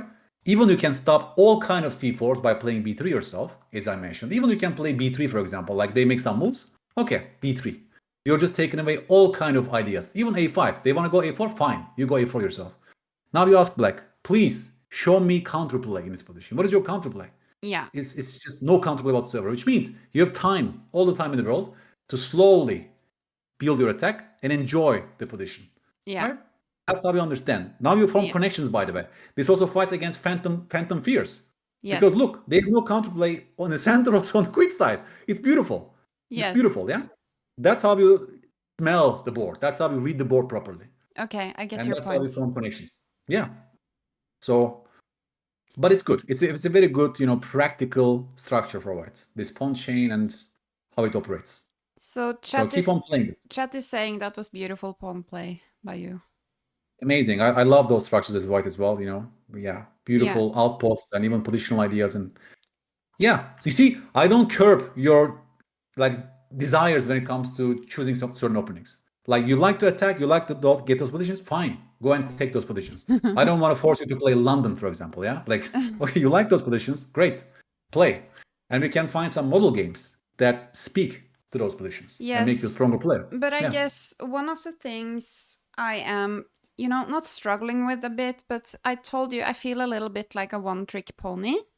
Not so much in this game, because here I'm actually trying to be creative and just experiment. But in the last one, I usually play this Vienna or Grand Prix, and then I have the same idea. And I feel like at this point, I'm just recycling, going for the king attack, and then I turn off my brain. I do everything that I'm used to. That's probably why also I missed that loose pawn. Because I'm so used to, okay, I'll just this, and then the same thing over and over. And I feel like I'm a little bit stuck with my white games. Yeah. I don't know if that is something others can relate to. No, that's also what I noticed, by the way, when I was looking at some of your games. But it was also because of, most of the games are just blitz games and quick games and so on. So usually those patterns are more ingrained and you play certain moves without much thinking. But yes, that was also one of my realizations, let's say, when I was looking at your games. Yeah. That sometimes lack of flexibility and certain patterns are repeated because they led to success at some point. Yeah. Right? So not that you should suddenly go and study 10 different openings, buy 10 different chessable courses. No, that's not the solution, right? That's not the solution, because that's not the lowest hanging fruit right now for you to improve your chess. Right. It's about even focusing on your opponent's last move is one way to defeat this tendency. Think about that, Solveig, right? Yeah. Even just very step that you spend some time in your opponent's last move, identifying their drawbacks and so on. Just having this mental habit every single move is a great way to fight against tunnel vision, because that's some sort of tunnel vision you're having. Yeah, you just play certain structure all the time. So I think that's a much more crucial step to be fixed. Yeah, I think I was like almost falling into another beginner trap here, because I feel like, oh, maybe the solution is I should try a different opening. Maybe I should try d4, get exposed to some other structures, blah blah blah. But it's like the beginner intermediate brain goes there, like, oh, I have to switch opening. But really, I can play the same opening, but I can just start to turn on my brain a little bit more when I play. Yes. Because learning a new opening takes months, sometimes years, to fully absorb. It's not easy at all. It's not easy at all. And you already know some patterns, and chess is mostly a pattern recognition game. So you know those patterns in Vienna. That's good. That's a good start. Doesn't mean that you should always repeat them, but diversify those ideas. Like know when exactly to exchange the bishops, know exactly to attack. Get those positional ideas as I showed you. B3, A4. Right? You're getting new tools in the same opening as you play. Yeah. That's much more important. You're right. And actually, you got a question, John, from King. They're actually a pretty good player. And they're writing, while c4 does look good as an outpost for the knight, ultimately we want to attack on the king side. So should we try to get it to c4 or not? No, it depends. It depends on the exact position, of course. Yeah, I just show you general tool in those positions. When they play d4, it's just that if at some point you decide to play positionally, or if your attack sort of fizzles out, then that's also a choice for you to ultimately go and play. But it, of course, depends on what black does as well at those points. Yeah, let's see. Yeah. Also, even from c4, it actually connects to some sort of kingside jumps. It supports some e5 pushes and so on. You can even connect it at some point to the kingside initiative. It depends on, If that knight has no real potential, let's say, on g3 somehow, if there's no way forward, then that's also one idea to operate. Yeah. That's a tool in your toolbox. That's all I'm saying, in those positions. Once they play Yes. d4, of course. Black should not have played d4, by the way, but yes. Okay, we're back to this next one. game. So why? He- This next game. Should yeah. we look or other mistakes or other questions about the second game? So no, they're just joking about the bomb cloud and the cow opening. But I guess I'm not going to explore those openings to improve my chess. But in this game, I'm actually not playing. I don't know what I'm playing here. Like here, I'm just trying to play the principle. Let's look at this one. Yeah. So they play sort of a pierce defense with black. You play normal moves. F4 is also nice. Logical. You take extra space in the center. They go c5. Very logical as well. This is a fine move. Bishop g4. Let's talk about this. Okay, they give like a question mark, apparently. This is not my annotations. We can remove that. You play h3, right? So you play h3 in this position. So this is also about the floor raising moment. They go bishop g4. What's the first question you must ask yourself? In chess, generally, like when your opponent makes a move, what's the first question? What's the drawback of their move? No, the first question always is this. What would they play if I don't make a move right now? Okay. Which means you see their threat behind your opponent's last move. Yeah, they wanna win a pawn. Exactly. For example, they can take on f3. After queen takes, they will take on d4, right? Yes. This is the very first step that you should ask yourself, and you should see. But I thought I can just take with the g pawn, and then I can open the g file, and then I can attack their king. Your K-man style is showing here. You want to? I see. So you solve the real threat, but you want to go for it anyway because you want to take back with the g pawn. I want the g file right down because they're gonna castle short. Wow, you're a mind reader right now. You can read your opponent's mind. Okay. All right. So just like in the first game, right? To me, what seemed to be a mistake turns out to be intentional. Remember? You told me give up the pawn. John, is that good or bad?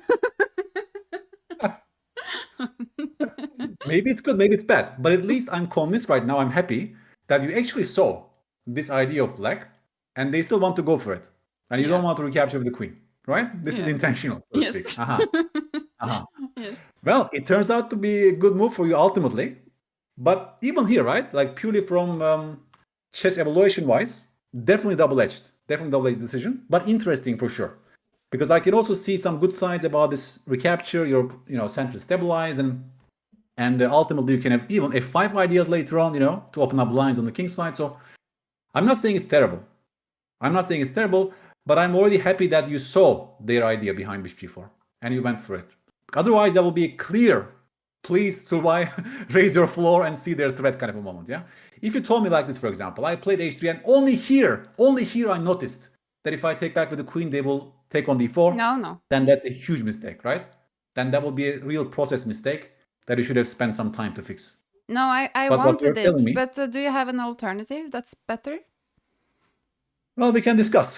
What's the alternative? Well, e5 is an alternative. Bishop e3? Oh. E5 is an alternative, yeah, because that was the main point of f4 anyway. Yeah. So f4, one idea is e5. So why don't we play e5 directly? That comes to mind. Chat is suggesting d takes c5. D takes e5, but here you see there are some patterns that are emerging here. D. They're suggesting d takes c5. DC, interesting. Yeah. Okay. Yeah. DC is interesting as well. I guess the point is after they take, this doesn't work because after take, the rook is defending the queen. Can you see that tactic, by the way, Solveig? It looks like I'm removing the defender of the queen. Yay! I'm winning the queen, but in fact, it doesn't work because the rook is guarding that queen. Yes. And I don't win the piece. But I would say in this position, what? Maybe just queen trade, then you take on f7, right? That comes to mind if they take back. But after DC, maybe black has other tricks, like queen a5. That's a very typical trick in those peak moments. Now they want to maybe take on e4 with their knight and so on. Yeah. Yeah, because that knight is pinned, sometimes queen takes. So it sort of becomes a mess. But yeah, it needs calculation. If you don't want to give the structure to black, then you either take on c5 or you play e5. Even d5 comes to mind because you're killing that knight, you're gaining extra space, you're stopping their idea of taking and on d4 and so on, but that's a whole different treatment of the position, right? Now you're playing with extra space and so on. That's a whole different discussion. Yeah. But e5 is also interesting. Just to show you one pattern, Solveig, I'm sure you know this pattern, by the way. Imagine that they play a move like knight h5 or knight d7, yeah? Because that knight was attacked. So, white to play. That's a perfect moment. The opponent's last move, Solveig. The opponent's last move. I'm looking at The f7. drawback. Yes. The drawback of that move. You tell me. What's the drawback of the knight move? Knight d7. You're exposing f7. Well, f7 was always sort of exposed. f7 was always weak, right? That's attacked once, guarded once. The drawback of the move is not so much about f7 becomes loser, but there is something else. Yeah, bishop takes f7, knight g5, take the bishop with the queen. Yes, but why does that tactic work for white right now when the knight is on d7 instead of on f6? That's my question. Because the knight is protecting the bishop on g4. Exactly. And that's why you play e5, because you want to remove the defender of the bishop, right? The drawback of the move knight d7 is the bishop is no longer guarded. The bishop became a loose piece. Remember? 0 attackers, 0 defenders on g4. That became a loose piece. It was a protected piece before. It became a loose piece. And now you play bishop f7. This, you must know this tactic, right? You must have seen this before. Yes. Yeah. Followed by queen takes g4, extra pawn, and yeah, their king is exposed. Beautiful position for white, for sure. Yes. So we just learned one more pattern, yeah? In the Pierce, sometimes when they play bishop g4, and when they allow moves like e5 to us, we can even go for this, because you have this beautiful bishop on c4, looking at f7. So now you learn one more typical tactical pattern in those openings, yeah? Yes. That's good. And you see how active we are treating this position. That's an active punishment of the move bishop e4. Yes. More complex, because the bishop itself is not a loose piece. It needs some prep, right? But if I ask you this way, why did you play the move f4 to begin with? You must tell me at some point that you want to play e5 potentially, right? That supports e5 actually. So even like this could have maybe prompted you to consider that move e5 at some point. But I didn't play f4 because I wanted to play e5. Why did you play f4 then? Because it's fun.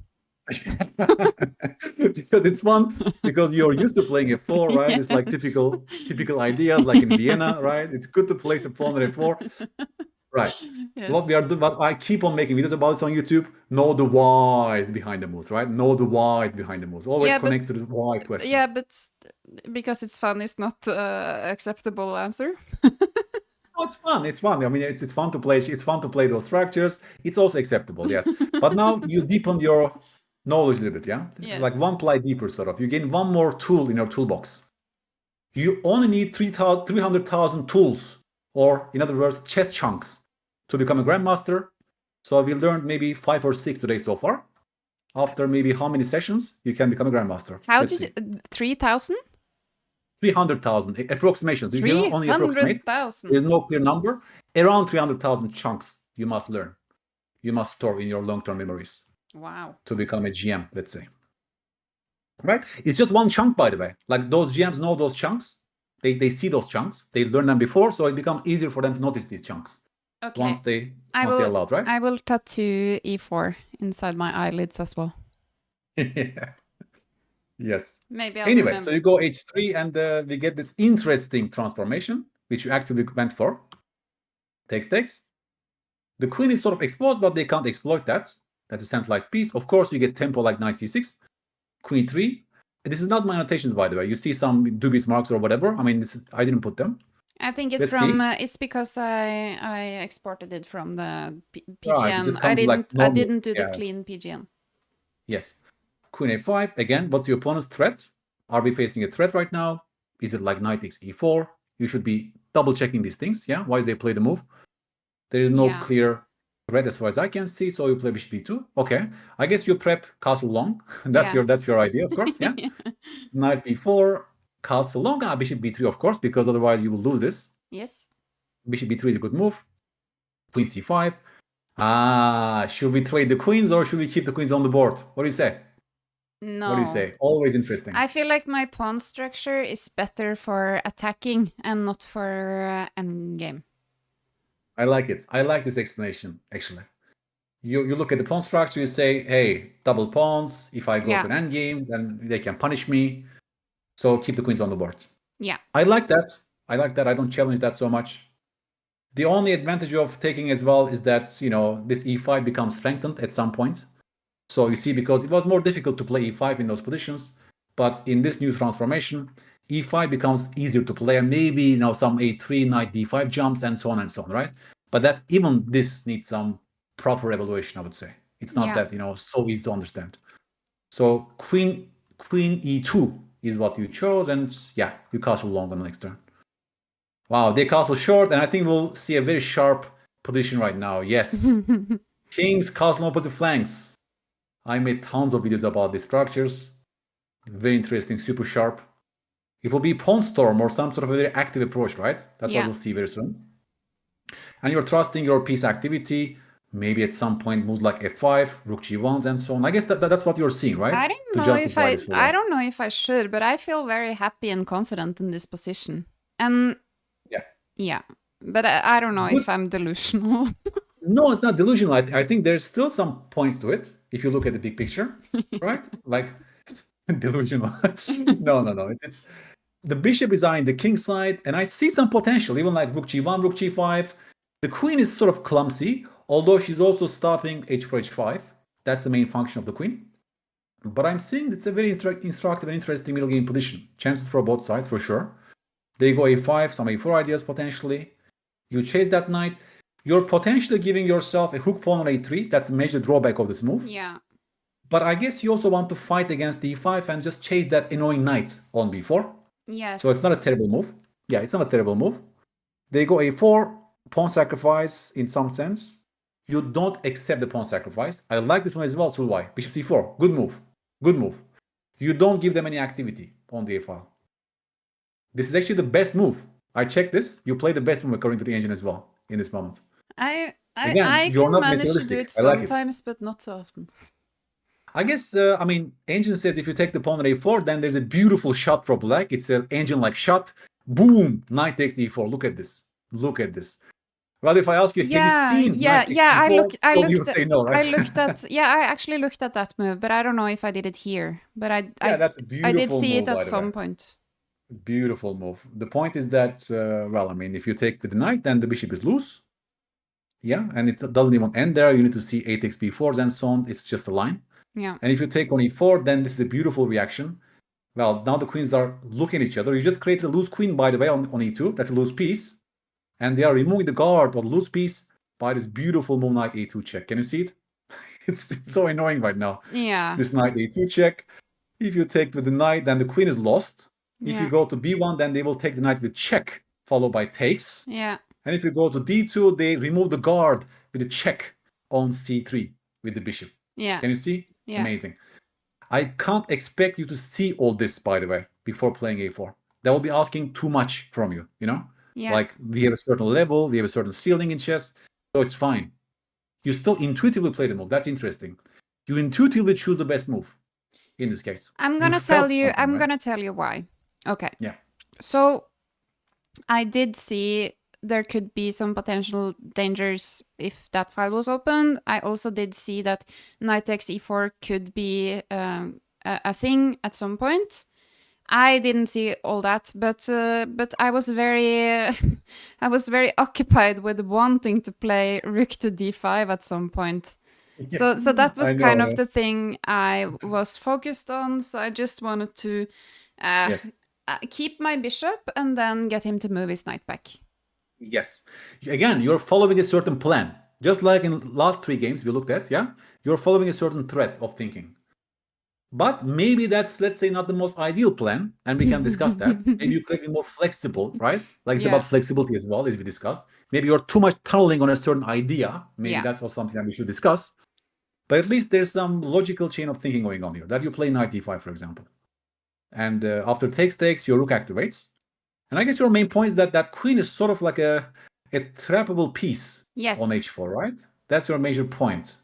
Now it all hinges on the fact that whether that queen can be trapped or whether that queen is actually annoying for us because it just puts pressure on f4, stopping us from playing h4, h5, and so on. So it all hinges on the fact that can we exploit the queen on h4?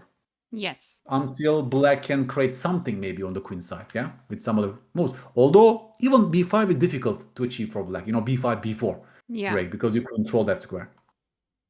Very interesting position, actually. Interesting to judge as well.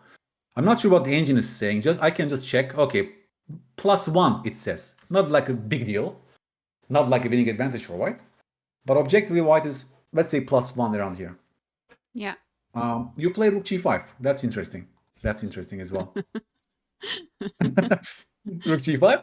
I guess your point is that you're cutting the queen, right? Yes. You're cutting the queen off. But if I ask you this way, what will be your bigger plan? Like, because black blunders. Black plays h6, terrible blunder, Yes. and you punish it directly. Rook takes g6, and the entire game is over because your rook is beautiful. You will double up your rooks. Game is over. So, but again, right? What would happen if they didn't blunder? Let's say they make a normal move. I'm not sure. Like, let's say rook c8. Okay. I'm just curious. What will be your game plan? I didn't really have a plan, but I had hopes and dreams of trapping the queen.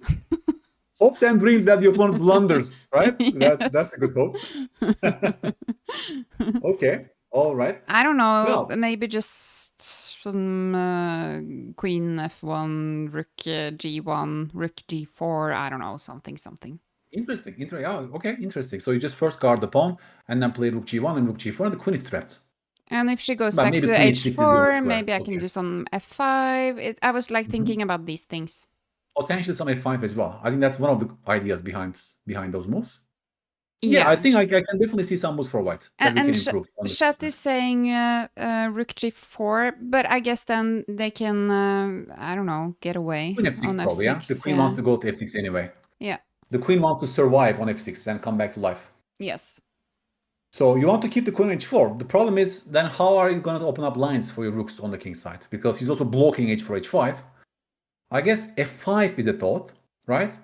f5 doesn't even give this e5 outpost to black because we can always play f4 later on, right? Yeah. It's not like, like a weakening move. And you want to really, really open up some lines on the king side.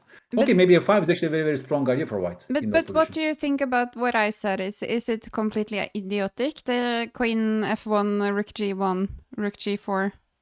I don't think it's idiotic. I haven't seen the similar ideas in Boleslavsky's game with white. Queen f1 first, and then remove the blockade on h4 with such moves. But slowly. How do you refute it?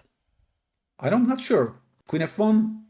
I guess the point is that the queen can always go back to h6, right? Even if you make all these moves.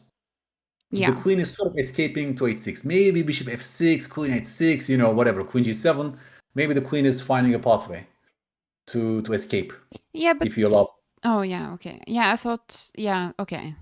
Yeah. But that's already good for us because she gave us a chance, right? Finally, to push h-pawn. Yeah. And now we'll play h5 on the next turn. Followed up with f5 potentially to compete the rip open g-file or h-file. As you know, pawns can promote to a queen, so we should give them female names. For example, Heidi is moving to meet Greta very soon, right? Yes, I need to find a female name for f-pawn. What do you say? Frida, maybe. Frida might also move, right? Frida and Heidi will move, and they will contact Greta very, very soon. I like that you're giving them all Scandinavian names. It makes me feel like they're Valkyries or something. Yeah, but I'm a Swedish citizen myself. I should show it somehow. I like to view pawns as I don't know, the French revolutionaries, because if they all work together, they can overthrow the royal family. Yeah, they are. Yeah, female French, right? Yeah, that's even better. Yeah, fight against those. Yeah, I like pawns. Yeah, but this was just yeah. Yeah. Maybe if I start giving them female names, I'll start caring about them more. Exactly. Oh, then you'll become too materialistic potentially, right? Because you don't want to give away pawns after all. Yeah, maybe that's not the best advice for you. Keep that in mind. Cool. Rook g5 and they blunder. So that's, you see, what should we make use of these games? That's my question. Because that also happens with my own students, right? Like they sort of follow a certain plan and then the opponent blunders. So what kind of an approach we should take to analyze those games? In some sense, yeah, it's a good game, right? You won a game, but it was also because of the opponent's huge blunder, as in this case, right? Because they gifted it. Yeah, so that's actually also one reason why it's almost always good to play against higher rated opponents. Not too high potentially, but always slightly higher. is Yeah. helping for our chess, yeah, because they can really punish us, they can show us our mistakes, they always give us a good game, basically. That's always great. Yeah.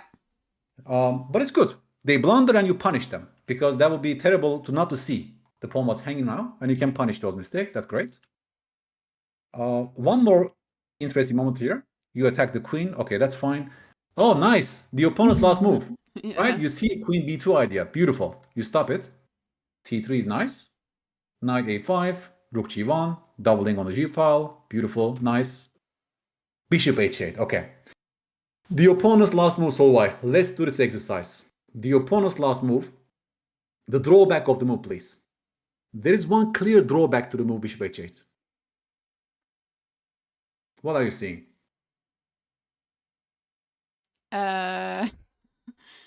It's well, It's about their king safety, of course, because that's our target, right? Our target is the they're king not on g8. protecting h6 anymore, but is that what you're talking about? h6 is become less protected, that's right, but it's already guarded twice and attacked 0 times. So that's least concern. Right now, I want you to look at the king. Before, the king had his h8 escape square. After bishop h8, the king has 0 legal moves in his position. Can you see it? Yes. They voluntarily restrained the mobility of their own king. And that's always relevant in chess. When your opponent's king has 0 legal moves to play. Can you do like e5, bishop d3 Exactly, stuff? because you missed the beautiful move e5 in his position. e5, bishop d3, the game is totally over. It's gone. That's a nice one. It's gone. It's a beautiful moment, yeah? It's totally about the opponent's last one, looking at their king on h7, and you try to get a piece on this diagonal. That's it. Right? But it's so interesting because I didn't consider that when you said what is the drawback. I didn't consider, which is really weird. I didn't consider the king don't have any moves. That's your major target, right? For the entire middle game. You want to checkmate the opponent's king. So why are you making all these moves? To checkmate the opponent's king. Yes. That's what you should be looking at in this position. That's your guy that you want to kill, right? Yeah, but that is why I'm not looking at e5, because that's attacking the queen. But you see, you don't find the move by a random check, capture, threat algorithm, yeah? Because that's just brute force. You look at every single check, every single threat, every single capture at all times. No, you lose on time if you follow that thinking, just too blind. You get information from the world first. You look at certain teams, you look at certain changes, you look at the opponent's last move, and so on. Yeah, you gain information about the position, and then moves appear to your mind naturally, given these observations. So e5 followed by bishop e3, the game is totally finished. I think this is like really good that you're telling me this. Like you're really emphasizing I need to look at what is the drawback of their move, because I have this tendency where I think, oh, that was smart. Like when my opponent move, I think, oh, that was smart. And then I think they are better players than they are. Yeah, as Jeremy Silman says, you should always keep this BS mentality when the opponent makes a move, yeah? Like, don't always accept them. Don't always think that they are making smart decisions. Yeah? Yes. Always try to have this, I will show you your mistake kind of mentality as well. That's very important as well to become good chess players, Don't trust in your opponent too much, play against their pieces, and so on. But it's all about the recent changes. You see what we are doing? We are looking at the recent change in the position and gain information accordingly. If you do this process consistently every single time, it doesn't take a long time, by the way, right? You're just noticing the bishop and noticing the recent changes. There are few. There are not so many, because these are giving you so much extra information. Yes. Rather than looking at the entire board for every single check, capture, threat search, which is insanely random and not human to my mind, You play bishop d4. Bishop d4 is also good, by the way. Don't worry about this blunders. I missed e5. You missed e5. That was a big slip, because now they can play e5. And I guess your main point is that after takes, the bishop is dead on h8, right? Yeah. You sort of kill the bishop in some sense. I mean, that's one reason why you play bishop d4, by the way, positionally speaking, because you're totally stopping this battery on this long diagonal. Yeah, you take, you get rid of your double pawns, you go back. Nothing much is lost, by the way, because you still have good pieces. It ultimately boils down to an attack on the king side. You have good pieces, and so on. I think you should be still much, much better. But of course, you lose your light square bishop. They go rook c8 potentially. No, they don't. Yeah, they take the pawn on f3. a pawn grabbing, a Wait, pawn hunting going on can we here. ask them what they would play in this position? Yes, please, guys, can you please guess Okay, what Solveig played in okay, this position? chat. What would you play in this position? I want to see if you choose the same as me. And King got a question for you, John. Yes. How do you train instincts? There will be a time where you can spot the changes, but can't make out if it's good changes or bad, or if there's some pattern. I'm not sure exactly what the question is. How do you build instincts? To me, they're like two different questions, yeah? How do you build your How do you instincts? train your instincts? There will be a time where you can see the changes in the position, but you can't make out is this good or bad? A good or bad change? Well, yeah, it ultimately goes down to pattern recognition because instinct almost means pattern knowledge to my mind, knowing those basic patterns, right? That's how we build our intuition in chess, by learning those patterns and quickly smelling something in the position. Of course, strong players see when they look at a move like bishop h8, right? They see the king. They intuitively feel that the king is restrained. And Yeah. if you solve similar positions, if you look at similar puzzles, then at some point it will also be faster in your mind to see those changes and understand the basic G-spot position. But that's a huge question. How do you build instinct in chess? Years of experience, most likely, right? Years of experience and deliberate practice that will make you better. So Like even this position, for example, is about instinct test because many players don't even notice the move that you actually made but it's in the game. because that's because of the pattern recognition. So yeah, and King also says, yeah, for me that patterns just boil down to experience. Yeah. And also Ivan is saying check capture threat. In my opinion, they're the training wheels that lets you see. And also I had really good help of the check capture threat method when I was especially below 1000 elo. But I remember that was it was really hard actually to just find all the checks in a position. So it was really good for my board vision and just taking more time to think about the moves. And yeah, it becomes a bit more automatic with time as well. But I remember when I was like, I don't know, 200 elo, just finding all the checks was really challenging. I think there were good training wheels below 1000, but I don't know if you agree, John. Yeah, we can discuss a lot about it. I mean, this is deep when it comes to chess training. I have to say, I never followed check catch threat algorithm in my chess life. I didn't even know about it for a long, long time. So definitely you can get away, you can become a candidate master without even knowing the method itself. So it's definitely, it can be done without that training. That's what I'm saying. But we can discuss the value of it. It's also an opportunity cost because what you are not doing while you are doing that is also key, I think. Yeah. Like it has to be compared basically. That's what I'm saying. This more target-based approach, noticing loose pieces, potential mobility restrictions, and so on, alignments potentially, versus check capture threat search. That has to be studied on this at some point. This is just my hypothesis so far. I'm sure it works for some people. So we got rook f1, but I think that just hangs. No, rook f1, and we got bishop takes a6. Do you mean h6 maybe? Yeah. Yes. So we got bishop take h6, and we got rook f1. Yes. So these are the candidates. Rook f1 drops the bishop, I believe, right? Because this is what they want to do with their last move. So you should move the bishop potentially. And yeah, how did you find the move, by the way, in the game, Solveig? Like, what was going on in your head? Was it just pattern knowledge? You saw it quickly? I saw the potential ladder mate. Checkmate patterns. Interesting. Yes, checkmate pattern, yeah. Cool. You see, guys, Solveig played the best move, bishop h6. Beautiful. Forward move, attacking move, and you're ripping the king open, basically, in this case, yeah? Most active. Yes, because the And the point is, of threaded course, rook h4, and that's ladder mate. h4. Yeah, very nice move. By the way, like down the line, right, you see the bishops draw back, as you mentioned, h6. You mentioned h6, that's interesting, yeah? h6 became less protected, and we see you're punishing them for that move as well. That's interesting, actually. But I This will h6 remember move. that next time, that it's definitely a drawback that the king can't move anywhere. So Yes, maybe next time I'll find that bishop d3 idea.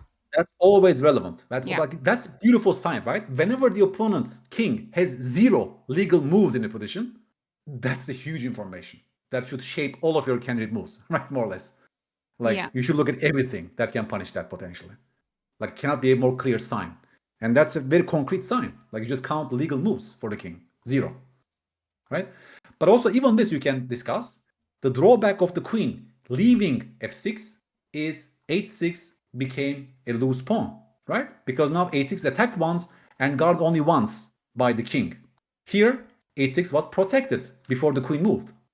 Now you can take on h6. You see? Even this move you could actually understand why the drawback principle somehow, yeah? Yeah. Look at the recent changes. And I'm punishing it. Yes. With this move. Nice.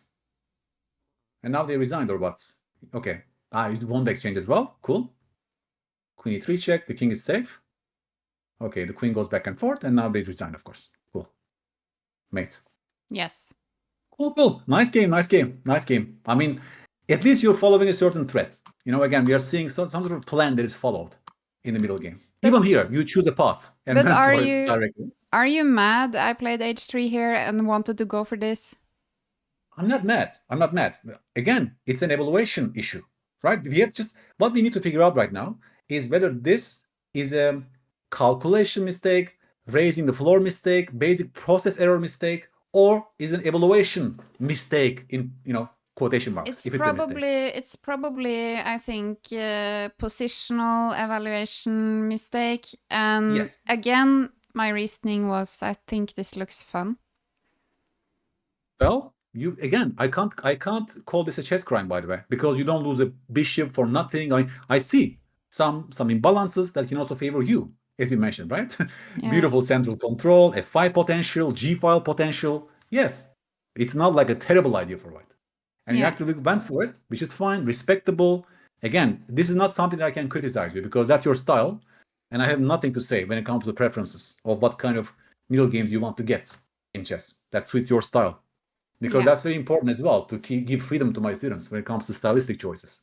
Yeah. I would not choose this as white most likely. My style doesn't align with style decisions, right? My style might even actually I might even play the move d5. It looks ridiculous because I kill my bishop, but I like to play with extra space. That's my style. I want to restrict that knight on b8. You can't go to c6, my friend, anymore. Yeah, that will be my claim potentially. Maybe at some point I will play e5 as well. Yeah. By the way, that's also I can check with the engine. I haven't checked this. Okay, e5 is the best apparently. D takes c5 is the second. No, actually d5 is the second best move. That's interesting. d5 became the second best move. But you see, it's a whole different style. It's a whole different structure right now. It's a whole different approach. And Solveig's style doesn't fit with d5. So I cannot expect to play this move. I can't recommend you to play this move in this position as well. Okay, so chat is saying that John likes space, so he should be an astronaut. So that's oh my god. So sure. You got that astronaut style and I got the caveman style. Let's go for it. Yeah, space is the final frontier, as Star Trek goes. Yes. I like space. I wanna go visit Mars potentially. And I like caves. And you like caves? Yes. Yeah, you're a caveman. That's why. That's the connection. Right. You're a caveman. Yes. Or cave woman. Uh-huh. Yes. Yeah. Maybe we can meet somewhere. An astronaut and a cave woman. Cool. No, again, just if you have to go back to the decision, so why? Nothing to criticize because you actively searched and went for this, which is respectable. And even your other moves actually follow a certain thread. Like you keep the queens on the board, Like you want to attack on the middle game. Respectable. Nothing much to say. Again, we can choose among different plans. Maybe rook g1 at some point is better around here, right? Maybe rook g1 instead of knight d5. We can discuss the strength of these plans. Rook g1, rook g5, rook g5, maybe f5 at some point. Yeah. Maybe different ways to play. This is a whole different discussion we can also have, yeah? We have choices as white. We have choices. And again, the machine, what does the machine say? I have no idea. Like rook g1 is probably preferred, in this position. If you have to look at the objective truth. Yeah, it gives king b1, it gives h4, for example. h4, the point is you're stopping queen h4 business at some point. Yeah. And if you chase the queen away, then you can follow with h5 at that moment. That's the idea behind h4. Yeah. And, it gives moves like king b1, it gives moves like rook g1, rook g1 even. That's interesting. Oh, that's your K-man style. You say, please take my pawn. Please take my pawn. Then you just go back like a pendulum. You go back and you claim the H file. Yeah, That's a beautiful. funny one. That's a funny one, right? You first go rook g1, rook h1. That's nice, like a bait. Please take my pawn. Bam, rook h1. Thank you so much for giving me the file. That's really By the way, funny. again, I made like 10 videos about this on YouTube. In those sharp positions, when king's castle on opposite flanks, the value of a pawn is going even lower and lower, right? Yeah, but you know it already, yeah? Yeah. Those positions are so much sharper than regular. It's a perfect moment to give up pawns for piece activity. And that's just one of those, yeah? Nothing more fun than opposite side castling. That really, that was one of my conclusions too when I was looking at your games. So far, I only have 4 samples, by the way. This is the very first time we meet, one-on-one.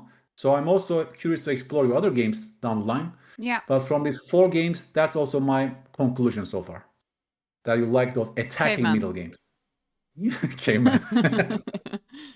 We will make that caveman, let's say, more sophisticated, We will give them some more tools a bit down the line. more educated. A bit more Maybe a educated bit, caveman. a couple of credits. Couple of credits, yes. He can hunt different animals potential down the line, and yes, very diet, so to speak. That's what we're after, yeah. The final game that you played, finally a loss, by the way. I was like, she's only sending me her wins. What is this? I mean, like, No, finally a loss won. is coming. I won everyone. Like I sent you everyone I played. So I won 3 and I lost this one. Yes. But even in our wins, there was some instructive mistakes and moments that we should have discussed, which we did. Yeah, we just Now got the comes the question: final. Are we seeing any lost games? So yeah, so this was I lost this one. So this is like Finally, guys. Finally, Yeah. Solveig managed to lose one game, and we will see. And you're going to be happy because it's really bad. Yeah, but we start with good, beautiful and ugly. Yeah, that's how it goes. Yeah, good, bad, and Yeah. ugly. I guess. Yeah. Finally, the ugly one is coming. Okay, so let's go back to the beginning. You play Sicilian without knowing any theory, and Yeah. let's see how you played. Beautiful. You blunt the bishop. That doesn't take a rocket scientist to understand. That's a good move. The game goes on. Nice, nice. Knight f6, nice. Developing move. D5 is nice. You play just look. You're playing like almost perfect chess without knowing any theory. But the thing is, since I play e4 myself, when I play c5, I just kind of try to do what I find annoying when I play white. So I copy, like I try to copy the strong opponents I play against to get ideas from them. There's nothing wrong with that, right? If it works, why not copy? Yeah. Why change if something works? But I guess you also break it down to its core, right? You just gain tempo on the bishop, you activate your bishop. Like, even if you just break it down to see what's going on here. Yeah, I try to just do the core principles. It's just so beautiful. You get the full center with tempo. Look at those pawns controlling those central squares. Extra space for black. Development-wise as well, we have no worries. It's just one more tempo move. Bishop b5. And here comes an interesting moment to my mind, Solveig. You play the move a6. You play the move a6. I don't like this move. I don't like this move at all. But I like having those double pawns in the center. Okay, but why do you play? Let them make that mistake unprovoked. Let's make the most natural move. Bishop e7 or bishop b6. Developing move, right? Yeah. If your opponent is following a certain mistaken path, why do you bother? Just let them take that knight. Yeah. You still get yourself beautiful double pawns. Yes. And they are beautiful. I agree. They are beautiful. Yeah. I agree. But okay, why do you waste time? I see your point.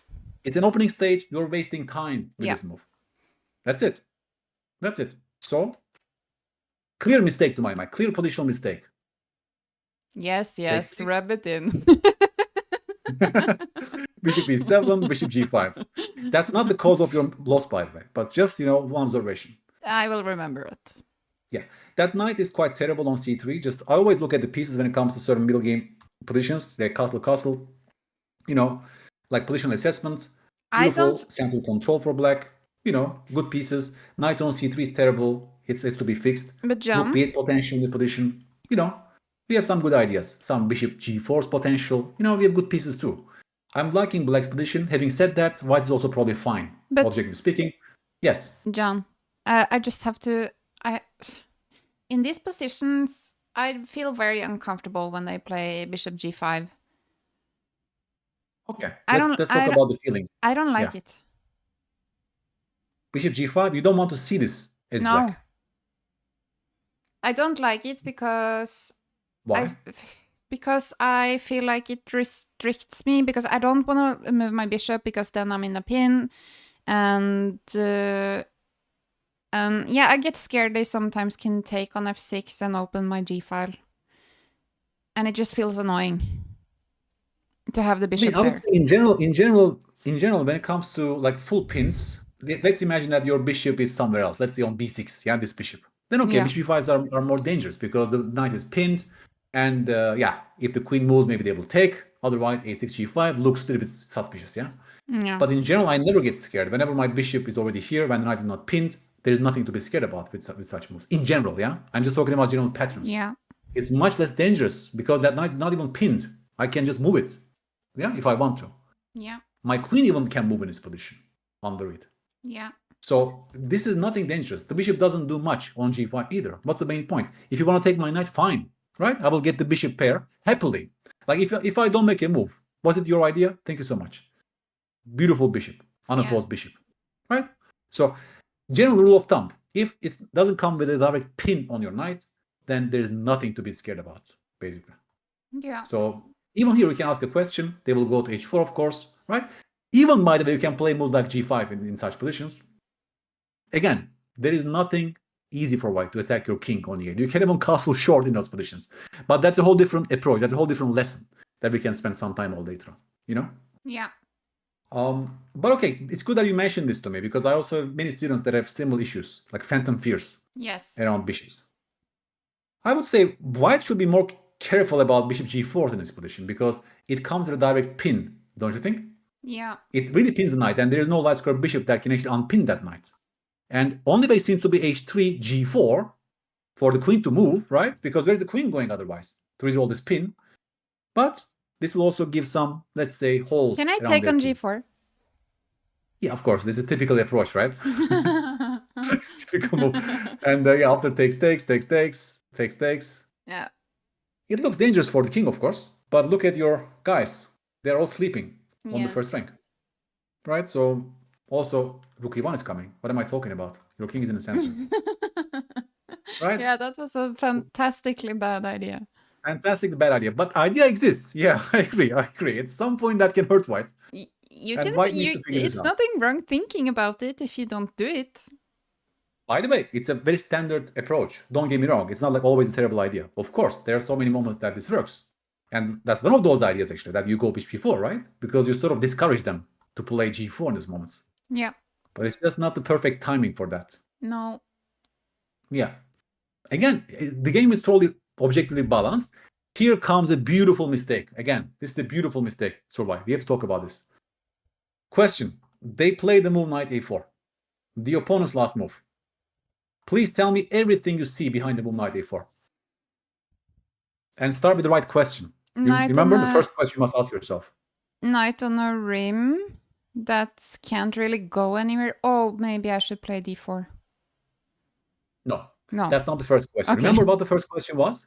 Whenever your opponent makes a move, the first question is, what would they play if I don't make a move right now? Takes. Yes. I'll say Which like Hikaru Nakamura. takes. Like takes. Okay, Which takes f6, takes f6, takes exactly. c5. Takes f6, takes f6, takes c5. Right? That's their goal behind the move knight a4. That's their major idea, in fact. That's why they play knight a4. Yes. If you don't get this information early on, then blunders are waiting for you in the corner. And that's a beautiful floor-raising exercise. If you fix this, your chess will elevate. I can assure you that, Yes. If you fix this process. That's how you raise your floor. People think that, strong players are seeing 10 moves ahead. No, their floor is much higher than this. They see these things like in 5 seconds. That's what separates strong players. They see these threats like early on behind their last move. Did I not see that? No, because you play the move bishop b6 in this position. Oh my god, that's embarrassing. Yeah. But I think I saw it later on. Right? I think I played like queen a5 or something at some point. At some point you played queen a5, but this you definitely didn't see. But maybe you've seen this. Okay, I'm challenging myself right now. Maybe you saw this and you go one play deeper. Yes, you lose the pawn, but now the bishop can even take on b2. Maybe that's what you saw. Maybe that's what you saw. Having said that, that knight on c5 is beautiful. They sometimes even take here, create the backward pawn, attack that backward pawn with all their might. This rook is also active and so on. But White is now the slightly F better in file this is position. open. Yeah, yay! The F file is open, but there are no targets. There are nothing on this file. That's a problem. Okay. Okay. So the Yeah. basic point is this: you missed Yes. the threat behind your opponent's last move, Yes. and that's what we should be training to raise our floor in chess. Yes. I agree. Low-hanging fruit looks like this, by the way. That's a low-hanging fruit for you. Yeah. C3. Okay, C3 might not be so great as well, and you play Queen A5 to put some pressure on that knight. Also, I think now you saw their main idea. Aha, you defend the pawn on C5 like this. I see the point. Yeah. You connect your rooks as well. Knight E5 looks like a good move to me at first sight. Queen C7 back, also a good move. You saw the opponent's threat, and you have a multi-purpose move, also attacking that knight and so on. Rook E1.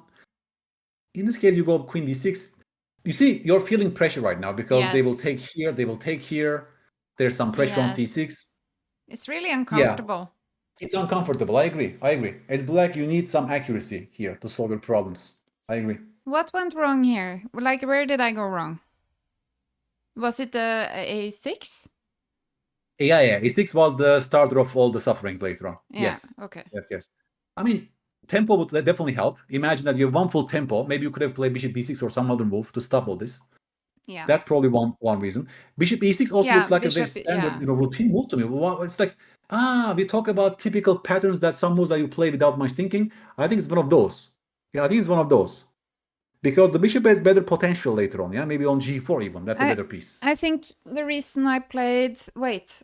The reason I played bishop e6 was... I think I was worried about the rook coming to e7, and I felt like there was like too much pressure. I don't know what I was thinking. I didn't know where it should go. I should develop it probably, and Yeah. I don't know what I was thinking, and I Having definitely said missed. I see that they are putting some pressure on that pawn, and it's not that easy to untangle and solve our problems. I agree. You need some accurate moves in this position. I Either not definitely lose the pawn. I missed the c5 pawn was hanging, and I didn't know where the bishops would go. I think. Yeah. But even if you see the threat, actually, it's a whole different question of how are you solving our problems in this case. So it's maybe not that easy to play practically for black. You need some accurate moves. At least some basic stuff to take place right now, already here. I think I know what I was worried about. I think I was definitely worried about rook to e6, putting pressure on the bishop. Rook e1. I think I wanted to play a queen to... Yeah, I wanted to play queen to a5. I missed the c5 pawn was hanging, but I wanted to play queen to a5, but I couldn't. But then I was scared of rook to e1.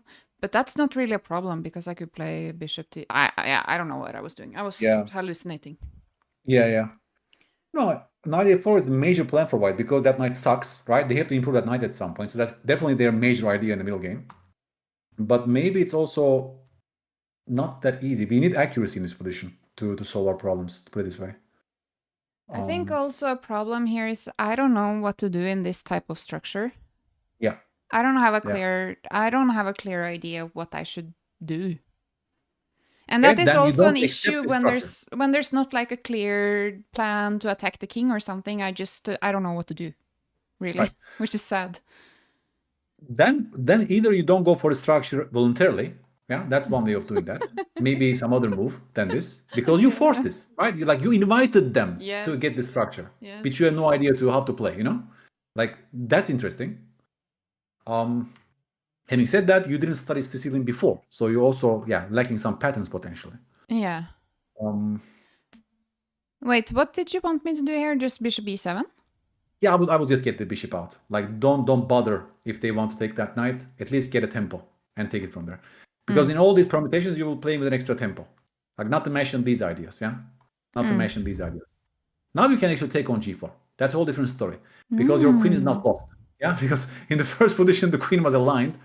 Here, I think you should take on g4. Because look. Bishop h4? one of these ideas are bishop h4. How are they even like solving their pin problem? Maybe king g2 is the only way, yeah? Maybe king g2 is the only way to guard the knight on f3. But here I'm seeing some potential for black to potentially attack the king side. That's an interesting position for sure. H5? That's an interesting position for sure. Maybe h5 even. Maybe h5 even. h4, h3 potentially. Yeah? That's an idea. That's an idea. So you know what I mean? Like making such moves, asking certain questions, poking them is already a good sign. So how to play those structures. Because the bishop doesn't do much on e6, but the bishop puts pressure on that knight. It's good to pin, pin and ask some questions. Yeah. I think before you showed me bishop h5, I think I would have played it back and then been thinking, okay, I have a hook pawn. But I can see playing back to h5 is good to keep that pin and prompting them to play g4. 100%. Yeah, because your king isn't decided yet. Sometimes you can keep it in center. Sometimes you can activate this rook. Just keep it flexible. Sometimes you take on g4. I'm just very curious actually what the engine is saying here. Okay, knight takes g4 is the second best move. And black is slightly better, in fact. Yeah. Maybe it's equal, but that's interesting. Even bishop 6 is, of course, a good move. It's not bad. And you take it from there. And there are some ideas, of course. Bishop d6, maybe sometimes h5 is in those positions, sometimes d4, the bishop controls e4 and so on and so on. We can discuss, how to play those structures. But definitely this needs looks some more fun. Yeah, it's definitely. Black is cards, given the central control and so on. Just suits you. Maybe even rook b8 later on, to attack. Yes. It's also somehow similar to your first game, remember? In the Vienna. Yes, You yes. go for the same structure. Yes. With the white pieces this time. Yes. That's interesting. Anyway, so then you come to this position, which is not so great objectively, let's say. Also maybe hard to play. Then somehow, I think you find some ways to swing your way. Rook e3 is not great. They should have played bishop f4, but also not the easy move to find for whites. The problem is the queen again. If the queen drops back, then it was a pawn on c6, right? If the queen stays here, then the alignment actually hurts us. So I think it's a very concrete move.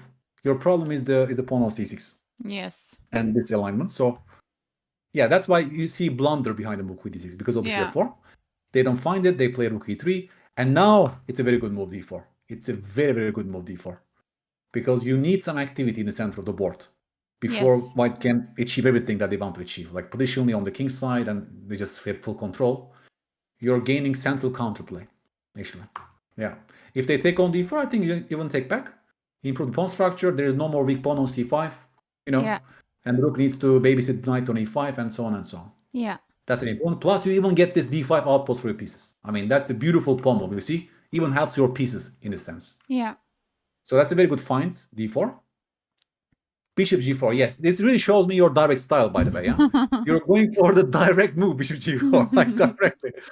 Getting something concrete in this position. How should white react, guys? Do you think white should take that bishop, or should white play the move f3? That can be a good question for your audience. Like, how do they resolve this pin? Two choices, let's say, f3 or knight takes g4. Okay, we're gonna give chat some time to answer what should white do, and then I'm just gonna look in the chat what people are writing. Rookie says, I have a very direct Viking style. Yeah, the Vikings are direct, right? Yeah, very direct Viking style. It's good. I'm not saying it's bad. Direct, if you are good at calculating stuff, then direct play is also good, It all boils down to whether you saw the best defense for white, or whether you saw an idea and just went for it and hoping for the best. And also chat is writing, double pawns are better in narrow caves. Double pawns are better in their own caves. In my cave, yes. Yeah, exactly. You keep some double pawns in your cave. Yes. And I don't who cares know. about double pawns? We don't have any guesses actually, so maybe we should just let's go, because they take on g4, which is a blunder, because it invites your knight and queen combo again. We saw it before. It's interesting because even the first game you sacrifice for a queen and knight combo. Here you sacrifice the bishop again for a queen and knight combo against the attack on their king. That's beautiful. And now it's totally lost for white because this is a very, very devastating attack on the king side. My question to you is, have you seen all this before playing bishop g4? How much have you seen? Yes, I saw all that, but the problem was I didn't I didn't calculate anything after queen takes h2 because I concluded that looks fun. And I So thought that looks I fun, see. that Yes. looks fun, and that must Yeah. be good. And then I didn't Yes. calculate, so I just played it. I just went for Yes. it. It's beautiful honesty, by the way. Like we have. By the way, this lesson involves full honesty, full safety. You can tell me anything that you think. That's how real improvement takes place. Yes. Many players are too shy away from giving up their thoughts, honest opinions, reflections, and that also hinders their development.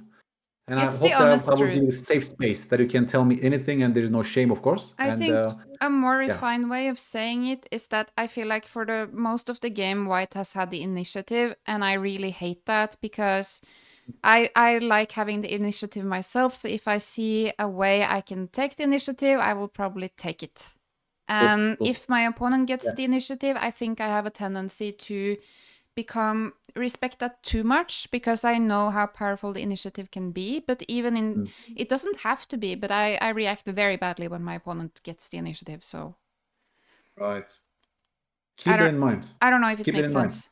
Yeah, yeah, yeah. Definitely, you like to be on the attacking side. That's also my observations from these 3, 4 games you looked at.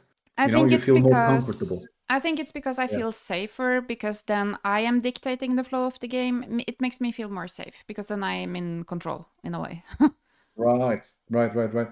Well, that's one way, yeah, to take control of the game by simply taking initiative, giving threats, forward moves, asking questions. That's definitely one way to take charge in the game of chess. Also, The other one, King is writing maybe you interchange activity and fun, and I think I definitely do that as well. yeah, you sort of replace activity with fun, which I don't disagree, by the way, right? Why should we disagree with this assessment? You definitely find fun in activity, in attack, sacrifice. That's definitely one beautiful side of chess, you know, going for sacrifices to go for the kill. That's always fun to win such games. It boils down to stylistic choices. I have this Petrosian slash Botvinnik slash Karpovian style. I find those games fun and beautiful. Yeah, I find satisfaction from those games potentially. Yeah, But Mikhail Tal would disagree most likely, right? And maybe yeah. your style aligns more with Alekhine, Kasparov, and Tal kind of an approach, more like from a caveman school of thought. But you're getting there, at some point. So keep it in mind because these things are great information for us, even to shape our opening repertoire. If you want, they create an opening repertoire for you. You have to Yes. take these things into account basically, because how else can you choose an opening in chess? There are billions of different openings in chess. Like you have to use your feelings and styles. What kind of position you like to get in the middle games and so on. Yeah. So yeah, keep that in mind. They take on g4, of course, you take back, and now the entire thing is collapsing. They should have played f3 in its position, by the way. Good calculation, because now the bishop is attacked, and white is just very nicely in the game, rook e1 and so on. White is slightly better, of course. Yeah. Instead, lack of good calculation from white, because they most likely think like this: hey, I will take here, then I will take on e7. Yay, I'm winning a piece. Yeah. They are stopping their calculation in an unquiet position, right? The quiescence hasn't been reached yet. It's called quiescence, by the way. It's the right word, quiescence. Quiescence means when the position becomes quiet. Here, they stop their calculation after bishop e7 or rook e7, and they claim they have an extra piece. They don't look at one ply deeper. In this case, yes, we can talk about forcing moves, yeah? Checks, captures, threats. The position is not quite yet. There's a direct check on h2, and white finishes their calculation too early in this case. Yeah. And you go in, you go one more check. That's a good move, by the way. And here we can ask your chat potentially, should we take on g2 with black, or should we see some other move? About feelings, about tactical vision, guys. I Of think course, we could keep the queens on the board. the But how? sad thing about this is I don't think I even spent any time on this move. But do you know why? Why? Because I didn't want to let them know I didn't calculate the rest of the line because I felt like I have to play it fast so they don't call my bluff. Right. Oh my God, that's so interesting psychologically. So you're still feeling that you bluffed and you sort of went for the suspicious line that shouldn't work, and Yes, now you I play thought very fast move. because I stopped my calculation on queen takes h2 and then I thought this has to be good. Aha. And but here I thought, okay, if I spend time here, they are going to think I don't know what I'm doing because I just lost a piece. I just wanted to, I didn't want them to call my bluff basically, but Right. as I think it was my ego actually. Yeah. I felt Yeah. like I had But to play fast. yes, that definitely pushes us to playing faster games, faster way of play when we feel these pressures or when we don't really believe in our attack and so on. But it's also a perfect moment, yeah, that you play slow games, and this will give you ample time to figure out all the consequences. You know, So like I looked at this game, so I know what the right move was, and yeah, I think maybe I could have found it if I spent some time, but I think I played the next move in like 1 second or something, which is bad. of course, because you grab a pawn, also comes with a tempo on the pawn, right? Of course, the hand wants to play queen takes g2. That's a bullet move, right? Yes. The problem is chess is bigger than a bullet game. Chess is richer than the bullet, Yes. yeah? Those instincts. And that's a perfect moment of slowing down, giving yourself choices, and seeing properly, reading the board properly, and so on, and finding a very, very good move. At least generating that idea as a candidate, which was missed. Yes. So And that, of course, involves alignment and loose pieces, yeah? so queen That's the h5, alignment. right? Yes. But again, I can explain this to using the clamp checklist. L stands for loose pieces, the bishop is loose, and A stands for alignments. You're creating alignment between the heavy pieces, and you also hit a loose piece on g5. What do you mean So alignment? alignments happen when important pieces are aligned on a certain diagonal, as in this case, file or rank, right? For example, Mm. pins, skewers, and discover attacks are associated with certain alignments on the board. They emerge from certain pieces being aligned on ranks, files, or diagonals in chess. Mm. So it's almost always good to, align your queen with the enemy king on an open diagonal like this. Yeah. So that's one way of looking at it. I Right?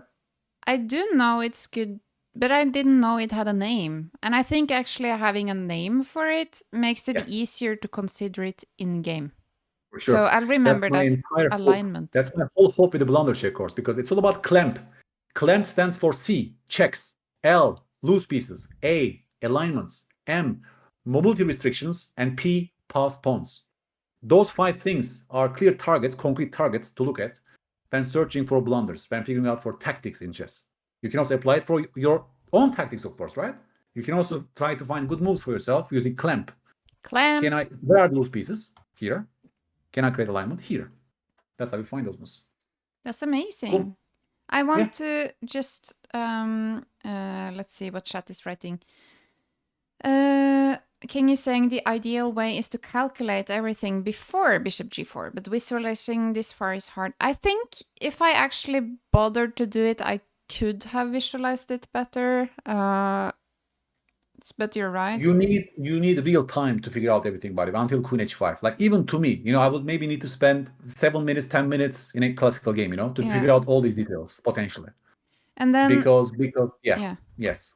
Yeah. I mean, yeah, it's not that easy because white also has some other choices down the line, like maybe Yeah. they will take with the bishop here, not with the rook, The opponent also has a fork in his position that you should branch out and calculate and so on. Mm. So, but this is a perfect calculation one. So the mistake was this was a rapid game and you didn't spend enough time on this move. Yeah, Yes.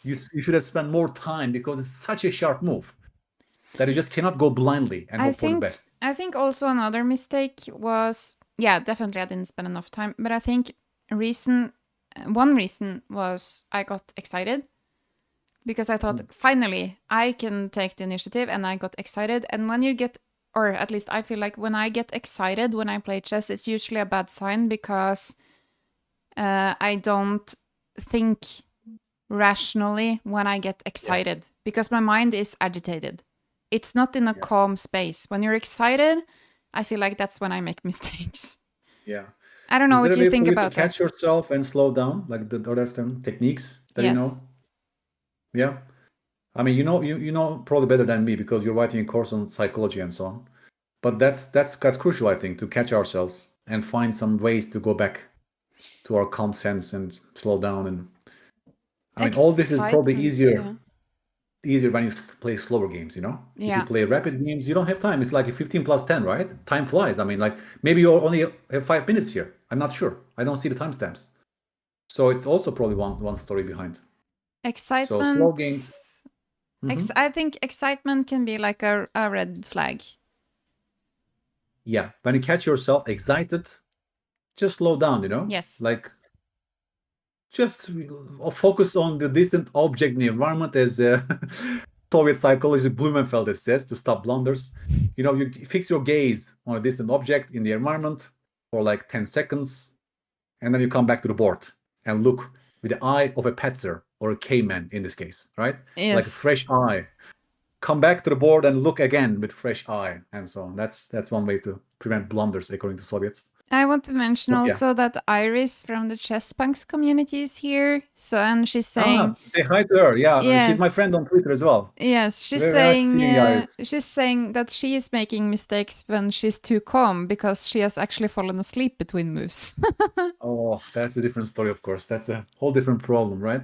And she's also asking, she just got here, is this about the Avoid Blunders course?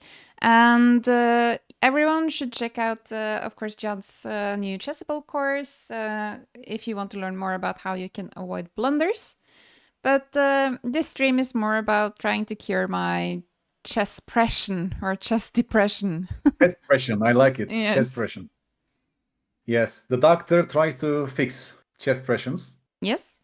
And so far it's going well. I mean, we are here, Iris, for 5 more hours, so you just joined in the right time. So it's not ending anytime soon. We are ready to roll, and this is the only game that Solveig lost, by the way. So it just came in the right time. Finally, there's a loss, and we still took some good lessons, by the way, from her wins. But yeah, we tried to find some common grounds, to raise her floor.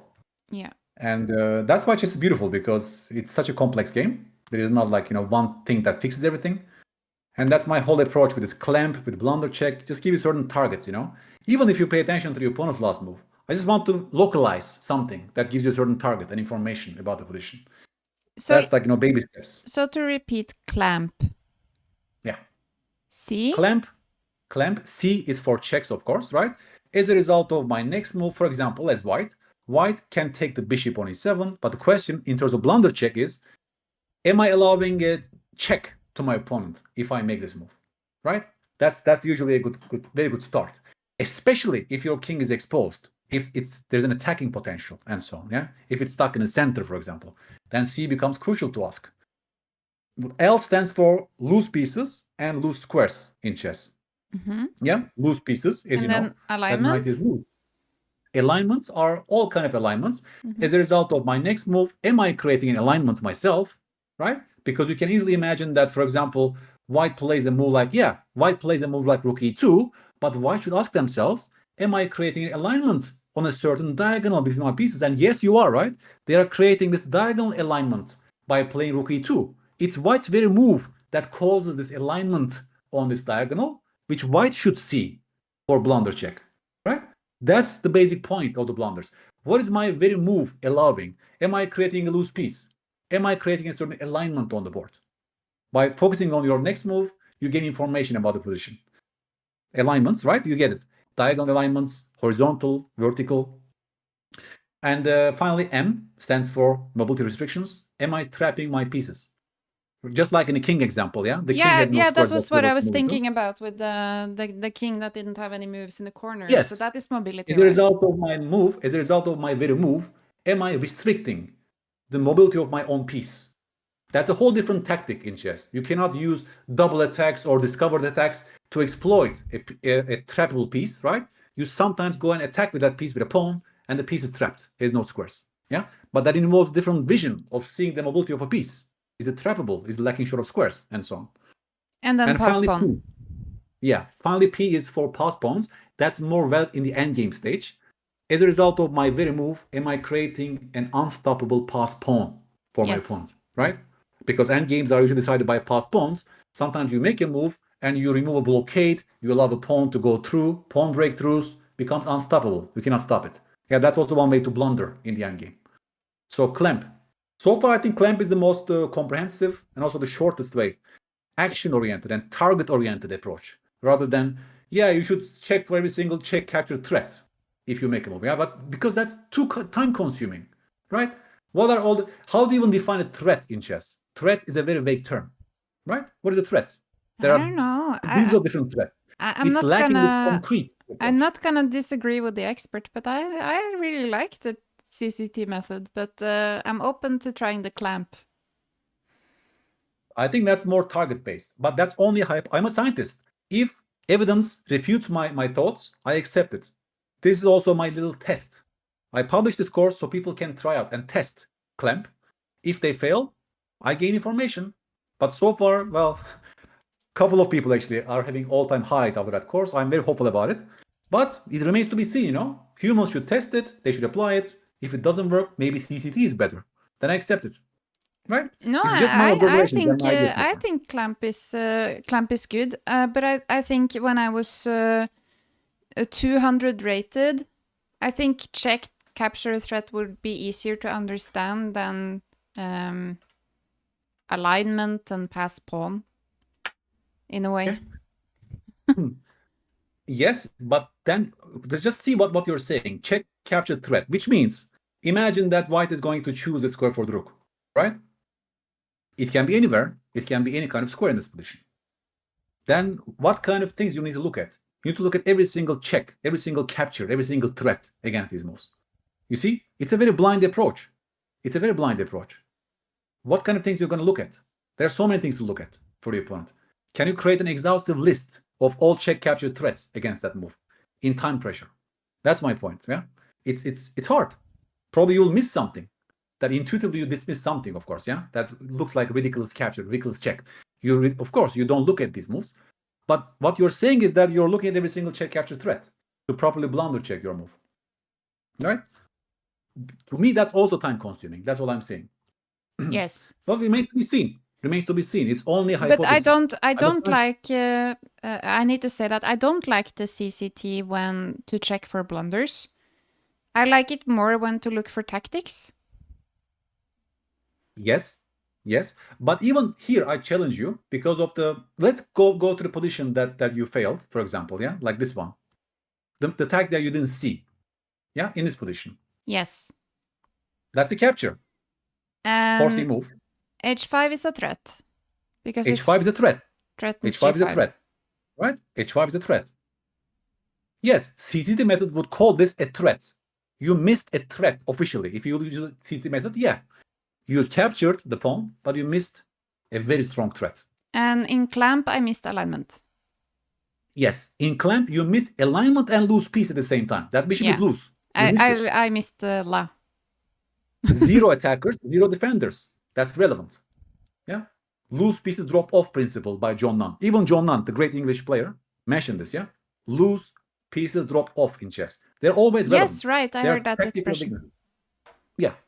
So even clamp analogy would help you to spot this move rather than every single threat in this position. Because maybe there are other threats that you're ignoring completely, not related to clamp potentially. Yeah, I'm not sure. But yeah, that's a basic argument. I'm gonna test out the clamp. Everybody is testing right now on the blunder check course, and I'm very curious about the impact on people. Yeah, but I saw you got some really good reviews already, so it seems like people are loving the course. So far, 20 people voted, 5 out of 5 stars. Yeah. So far, I'm very happy about the feedback I received. Even the beta tester is having all-time high on his online rating after the course. You need deliberate practice, by the way. It's not a course that you can go and do puzzle rush. You know, you have to spend enough time on every single position. You have to give your best, like a calculation training, calculation training. And also, of course, a course can't, provide automatic rating gains in the student because the work always has to be undertaken by the student, right? Yes. This is just sad. I don't even know if I watch this. but they play well. You know, they play well because now this is, of course, a big, large threat, and they stop it. And even here, there are some threats. They stop it. And even here, beautiful move Queen H4, yeah? By the way, they force you to find the beautiful move Queen H5, right? Just look. Like, yes. They are forcing your queen away to find the Queen H5 resource, which you should have played yourself like three moves ago, you know? But well, I'm glad you find this funny. But finally, they nullified the threat by attacking the Queen on H5, which was the trouble piece, of course. And yeah, no more discover checks, no more double checks, and yeah, it's gone. And finally, they take the bishop as well. Of course, you don't trade the queens. If you trade the queens, then you're down a piece, right? You're lost. but you drop the knight, of course, in this position. Maybe you can win it because the bishop is pinned. That's actually a good move, yeah? You try to keep the queens on the board. I like that. I like that. You want to keep the queens on the board at all costs. The cost is that even here you try to keep the queens on the board. It's coming now, yeah? Knight e7. Oh, this is also a perfect moment, Solveig. So knight e7. What is the threat in this position? Yeah, knight f6. Yes. You see, sometimes you tunnel vision on a single threat like this, and you miss the other threat behind your opponent's last move. So the question is, what are all the threats behind your opponent's last move? What are everything that the move does? I keep talking about threats, by the way. I'm just, repeating myself. I should not use the word threat, maybe. But in this case, it's the alignment issue, right? What that move does, what that move introduces. That's what we are searching for, yeah? If you apply clamp, yeah, there's a check on f6 for sure, because that pawn is pinned. The defensive function of a pinned pawn is only an illusion. So now there's a large threat of f6, plus the alignment. In this case, it's a queen and king knight fork alignment. I call also these knight fork alignments in my blunder check course. You see, when knight forks emerge, when important pieces are on the same color as the enemy knight. Do you know this, Solveig? Yes. Did you know this before? Yes. Yes. Right? If there's a knight in our territory, and if our good pieces are aligned on the same color as the opponent knight, then you must double check properly, right? Because knight forks are becoming imminent in those positions. So that's a clear signal right now. I think I've coming. just given up in this position. Of course, I mean, it's already lost, yeah? It's already lost, completely lost. And so the only thing worse than playing this position is having it broadcasted to many people. But No, I'm willing to do it so you can learn from my mistakes. Finally, right? Yeah, that's what we're after. We try to get iterations, we get to get good feedback, and sometimes, yeah, our losses give us the best feedback. Why not? Yeah. There's no shame on that. We're all humans, Yeah. So thank you for your honesty of showing your losses too. No, it's definitely fine. Like I got. It's right? fine. So again, and to be completely honest, I have had worse losses than this one. Me too. Me too. As Casablanca says, you have to lose hundreds of games to become a good player, maybe thousands of games. But at least I was happy about d4. d4 is beautiful. Yeah, you're fighting actively. Imagine the center was totally stable as in the first game, then you would not even have this central counterplay. Yeah, this actually connects to the first game we looked at. Yeah. Here, center is not stabilized, which means you have counterplay in the center with d4, which you played. And yeah, you see, very direct approach. Very direct approach. That's definitely your style. John? You're very like, yes. What do you mean by direct approach? Do you mean like not refined? not refined, but definitely you try to look for, well, CCT, right? So look for check capture threats, look for forward moves, look for active moves, which you must, by the way. I'm not saying something against that. This is definitely a move that should be calculated in this position. Because of the opponent's last move, they create an alignment, right? Even I should agree with that. That deserves some attention, for sure. And but yeah, when it comes to deeper points, positional chess, and so on, we can also get better over time. Yeah, like how to handle these structures, for sure. Definitely that needs some more work. Yeah, these were the 4 games, and then like I can just test you with some couple of positional tests. Also, maybe you can invite your viewers, couple of positions. I create those positions also. Maybe I will create a course later on in the future, because I think it will be nice to have some sort of a primer for many players, like some sort of a strategic primer to give them some guidances of how to play good positional chess. In this case, you try to decide between this and this, okay? And I like those 2 choice tasks because you're directed to the most important elements, yeah? Please compare and contrast. How would you recapture this pawn with black in this position? I think I would take with the pawn, because then I could support d5. If I take with the knight, then I have a backwards pawn on d6. Yes, what else? That's partly true. What else are you seeing? If you take with the, I don't know, open the diagonal for the c8 bishop, you open the file for the rook. I hear you. And also the knight on e7 also supports d5. Like, then you have queen, Interesting. queen, pawn, and So knight. your main argument for this is that you really want to play d5 at some point. That's interesting. That's interesting. Okay. Okay.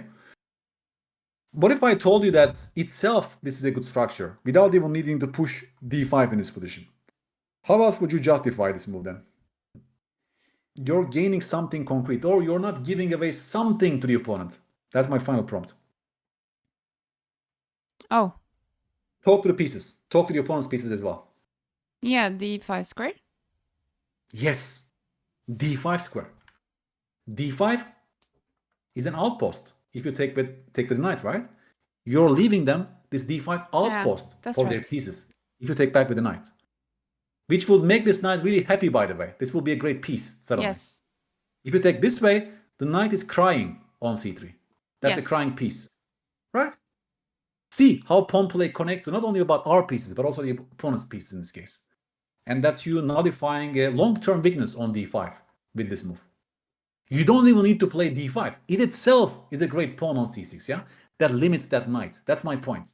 Yeah. That was my point with the final prompt. I get it. Right? It must be very clear. That's why it's a very instructive positional exercise, by the way. Because you see, it connects.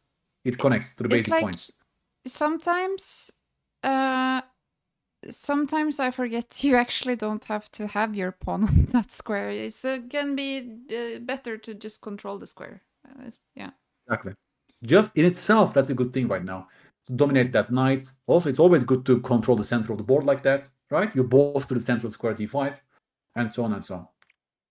Also, if you play d5, then drawback principle, you're losing the pawn on e5, so that needs some prep, of course. And maybe bishop c4s are coming as well. Maybe white can actually stop you from playing d5 physically, but still, that's a great pawn to have on c6 because that knight is crying. Never forget that. That knight is a terrible piece on c3. Yes. And that's a long-term problem for white. Because you see, many players would play this. They say, because my knight is sleeping on e7, I want to develop my bishop. The knight sucks, so I'll just take on c6. The knight improves. That's how they justify the move, knight c6. But that also completely relinquished. Pawn is so ugly on d6. Also, yeah, the pawn is ugly on d6. But plus, we are talking about this long-term advantage. The outpost, yes. This is for good, right? It's we are talking about almost like statics and dynamics. Yeah. It reminds me of that first game. Reminds me of the first game as well. Yes, totally. Just the opposite color, yeah. I love these puzzles because it directs your attention to something that is crucially important and yet not so distracting, yeah? And you compare different variations and you understand. This also forces you to evaluate positions properly. So I think this will be a good primer in the future if maybe we can even work on it together at some point or discuss ideas and so on. Because I think I need some sort of beginners, reflections on this as well. Because you see, as a coach, I need to create something that is actually relevant for beginners as well, down the line. I already created 5 strategy courses myself on Chessable. So I need some sort of a basic primer. But it will be good to have some reflections, feedback from other people and educators and so on. So definitely that will be something that I'm thinking about in the future.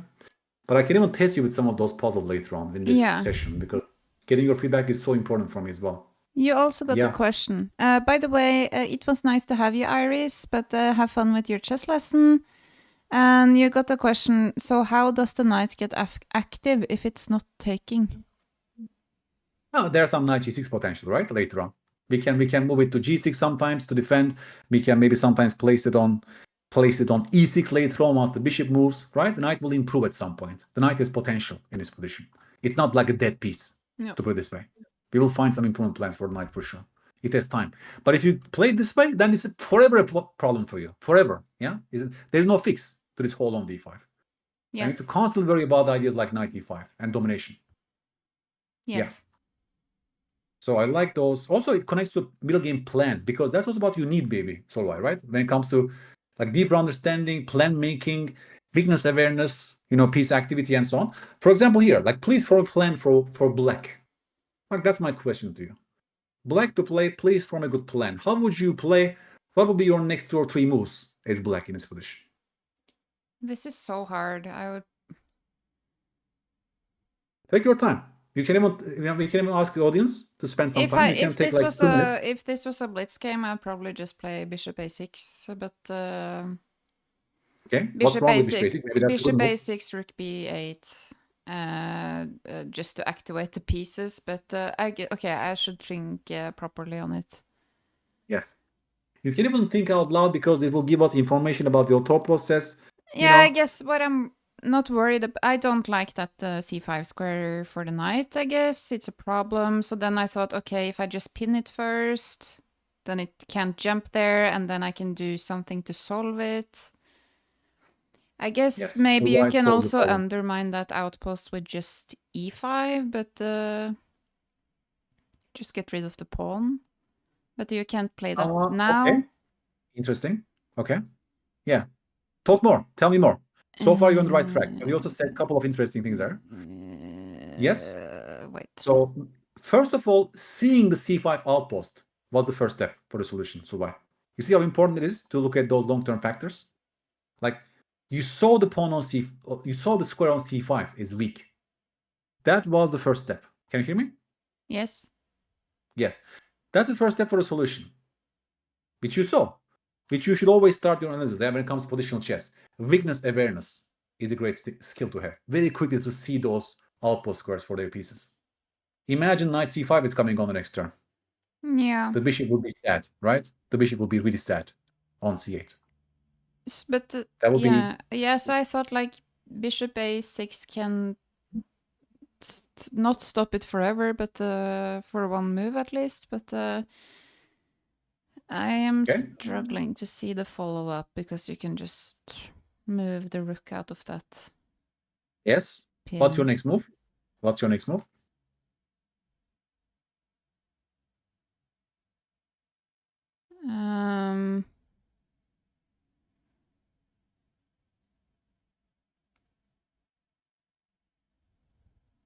Can I just exchange the bishop and get rid of the problem? Yes, exactly. Right? Yes. That's a beautiful part of this plan. You see, you're forming a plan. You're analyzing the situation. You don't want to get a good knight on c5 versus terrible bishop scenario. You look at an outpost on c5. Eternal knight is coming to c5 on the next turn. In some sense, you're facing a positional threat. Imagine that white Lazlo is knight d3. What's the first question? What would they play if I don't make a move right now? Then you see knight c5. It's annoying, right? Yeah. Truly annoying for us. And you're fighting against their idea with bishop a6. Final exit before it gets too late. Rook e1, of course. They want to unpin and they want to go knight c5. Final exit, you take. And you enter this endgame. That's the best. It's a draw because it's a rook game. Yeah, but no, I'm it's a kidding. draw, but black is actually slightly Yeah. better. Objectively, Yeah, black is slightly better because of the better king. It was just a joke. But this was the best for you, right? Like, I love those puzzles because it forces you to look at the right direction, minor piece imbalances. You learned also good knight, bad bishop scenario, which is a very typical middle game chunk, by the way. And then you have a mini plan. By the way, many people think, oh, strong players are seeing 10 moves deep in their plans. No, it's a very, very mini plan, Only 5 ply deep.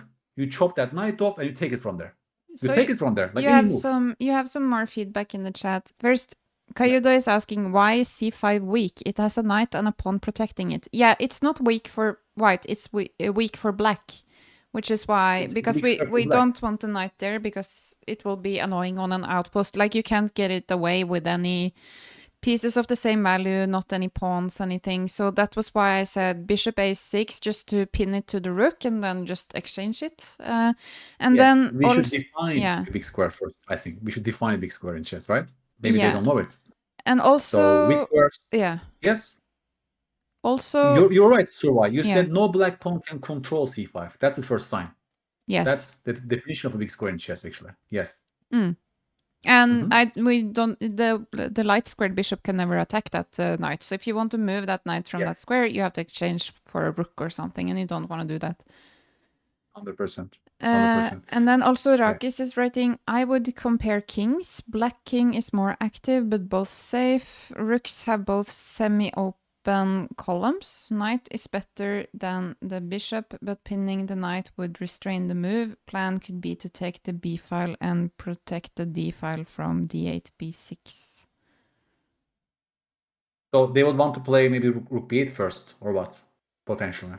But they can first unpin their knight, and then they're getting ready for knight c5 jumps to attack the pawn as well if the bishop moves here. right? It's already becoming more unpleasant for us because you can't take the pawn, the knight defense for the moment. And if bishop a6 now, the knight is unpinned. So knight c5 is coming. Can you see the problem? So it's also attacking the bishop on a6. And now you're really, really like facing this eternal knight on c5. No black pawn can chase it away. No black piece can chase it away. That's a long-term advantage for white in this position. Clear advantage. I would have nightmares about that knight. Nightmare. That's a nightmare position for black. Yes. Also for French players. Yeah, French players. It's kind of a French structure with those pawn chains.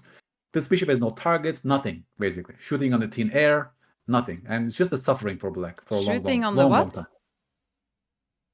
time. Shooting on the thin air or what? Is that the question? Thin air. Yeah, okay. Yeah, it's like, no targets, Yes. as we say, like shooting in the empty space. The bishop Yes. has no targets whatsoever. Of course, the astronaut analogies. Yeah. Oh, Australia, of course. I will go to Mars after the session. Yes. I will talk to my friend Okay, but Elon Musk. I solved two. Yes, bishop a6. Beautiful. You saw it. You saw it. And you actually understood the problem you're facing. That's always the first step, by the way. Understanding the essence of the position. Reading the board properly. Looking at those outposts. That's always the first step. And then you try to solve the problem by pinning. But here, you see, you hesitated. It took a long time for you to even decide to exchange that knight. I wonder why. Because maybe you think that bishops are better pieces than knights, potentially. Or what? I'm not sure. Yes. Because it's coming to c5 on the next turn. You saw it already. Yes. And it took a long time for you to decide on the exchange of those minor pieces. Yes. Right? Maybe some sort of blockage also is going on. Like, no, bishops are not always better pieces than knights. There are so many knight endgames. The knights can dominate bishops. Yes. Especially in a position like this, right? You're right. It's a colorblind piece after all, but knights can change colors back and forth. You're right. It's a beautiful, but what knights want? That's actually a very important discussion. What do knights desire in chess? I made a long video about this, only talking about knights and what they like in chess. They like stable, central outposts like that, right? Stable squares that they cannot be chased away, close to the center or the enemy camp, like that, right? Very safe structures, not so many pawn breaks, not so much dynamics.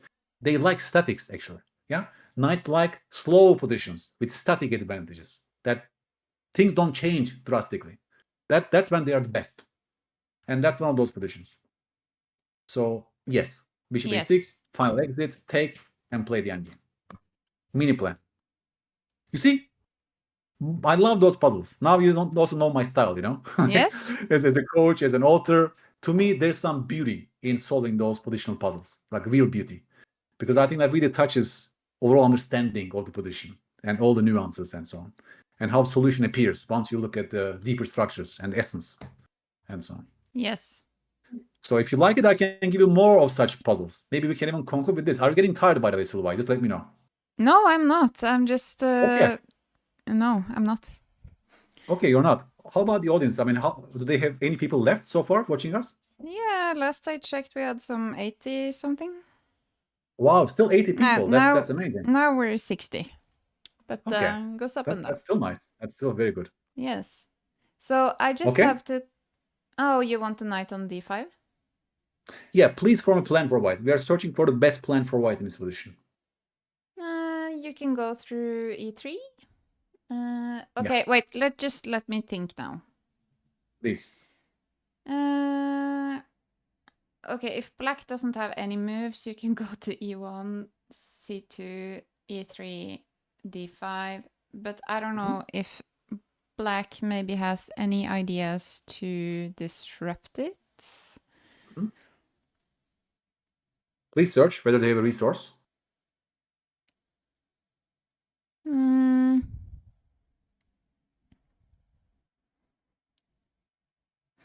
I think definitely they want to play some sort of pawn break to do something with that bishop. It's just terrible. Right. What's the only pawn break there? Well, they have b5 and they have f5. They have d5, but it seems like everything drops a pawn. Yeah. Maybe if they do like okay, knight e1, maybe they can try like g6. I don't know if it solves anything. G6 and f5 potentially. Yeah. Yeah. So knight e1, g6, knight c2, f5. Mm-hmm. Mm-hmm. But do you have to care? Okay, I guess. That's actually an interesting moment. That's actually Okay, an interesting if moment. takes knight e3. Oh, bishop Knight e3. bishop g5. Bishop g5. Good. You're a good calculator here. You even saw bishop g5, which pins the knight, right? On the rook. Aha. Yes. Interesting. But if I you think can just play h4 first. Can you do that? so Wait, no? so g6. So okay, I see. So g6, knight e1, f5. But h4 drops the pawn, yeah, because the knight Yeah, is but no if you longer play there. it first. If you start with h4 first, how does that stop their No, it doesn't intention? stop anything. Wait, I'm Right? brain farting. But that's interesting. G4. Knight e1. No? Maybe g4 even. Maybe starting with g4 even. That's interesting too.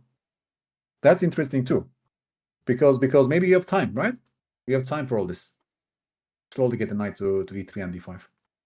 I don't know if I that like is it. the solution. I like it. I like g4 actually. It's a positional move. It's a clamp.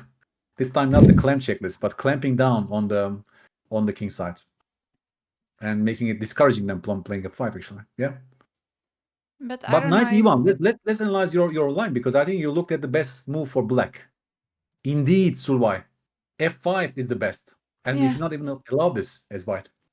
Wow, you're actually improving my puzzle. That's a great thing to work with you right now because you're improving the puzzle by finding a great resource for the opponent. Because what I thought to be the best, knight c2, doesn't turn out to be the best move because of f5. Because of the reason you mentioned, because knight e3, they mess up with bishop g5, which you saw. Very good that you saw this. And yeah, there's no knight d5 because of this. Otherwise, they chop, just like in the other example. If you take on a5 first and knight e3, then the same. Bishop g5. Black is totally in the game. Yes. So we have to improve this puzzle. And if you go f3, what will they play?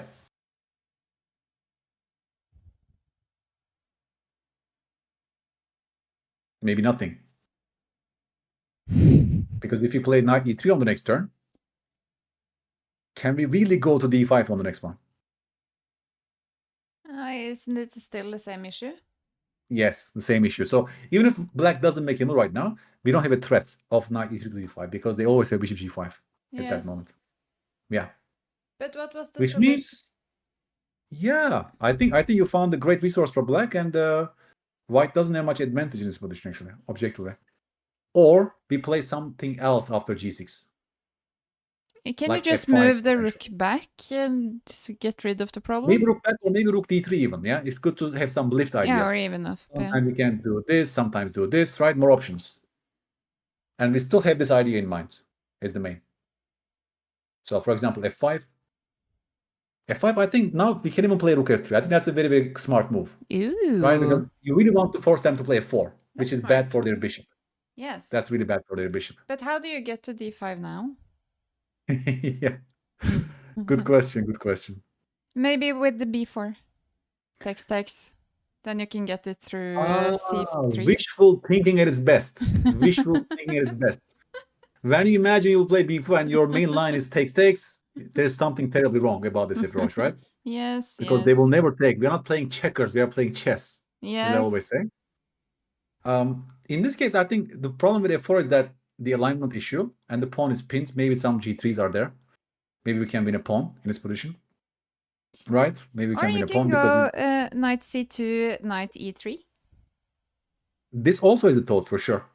Then they will, of course, unpin the pawn like this. Yeah. Potentially. Stopping knight e3s. The rook is a little bit clumsy in this position. Also, like some e4s, if you go back to here, some e4s might be annoying. Interesting. I think black is just creating enough counterplay, or we have to be just accurate enough, yeah, to get something before they can consolidate. Yes. Okay, which means I have to work on this. I think that's a perfect example that this position is not so clean. By the way, that's what I'm spending the most time on when I'm creating my courses. I always clean up my puzzles. Like now you saw a clear defect of this puzzle, I improve it. I change a major detail or maybe sometimes minor thing. Did I see something that you didn't see? No, I didn't spend enough time on this. This was not the final version. This was just something that I found in some online game, and I just took it directly. If But I'm I not wrong, yeah. saw something that you didn't Yes, spend too much yes, time on. but I have not annotated this game. If I did so, I would also probably notice that idea. But I you're know you definitely on would. the right track. I know you Yes, would. I was just happy I congratulations. noticed something. I think I mean, you surprised me, honestly. Like, you found this good plan, and even the bishop b3 ideas and so on, which is very good. You saw all this from afar. You saw all this, which is great. Yay! Yeah. Again, I'm very promising. First meeting, we can even like work together and craft some puzzles together and for best learning outcomes. Because you're an educator yourself, you get my point, right? Because beginners can get distracted if there are so many solutions, refutations, and so on. We just need to give them clean exercise. Yes. To highlight the points. Because then they will ask us so many questions. Yes, but what if they do this? What if they do Yes. this? Then you just defeat the purpose, you know? So, yeah. Okay, this is a beautiful exercise. This is a beautiful exercise. Okay, Black before we go create. into it, I just want to read some from the chat here. Yes. Let's see. Rook f3 before e takes f5 also forces f4. Rook f3 before what? Before f5. E takes f5. E takes f5? Even rook f3, yes. Even rook f3. I agree. It forces f4. It forces f4. The question again is, the question is this: how can the knight go to d5? Right? Because that pawn is sort of stopping knight e3s. Yes. So that's the only annoying part for us. That pawn serves a function. And they will unpin the pawn, of course, if your intention is to go exploit the pin. Yes. Now they can take.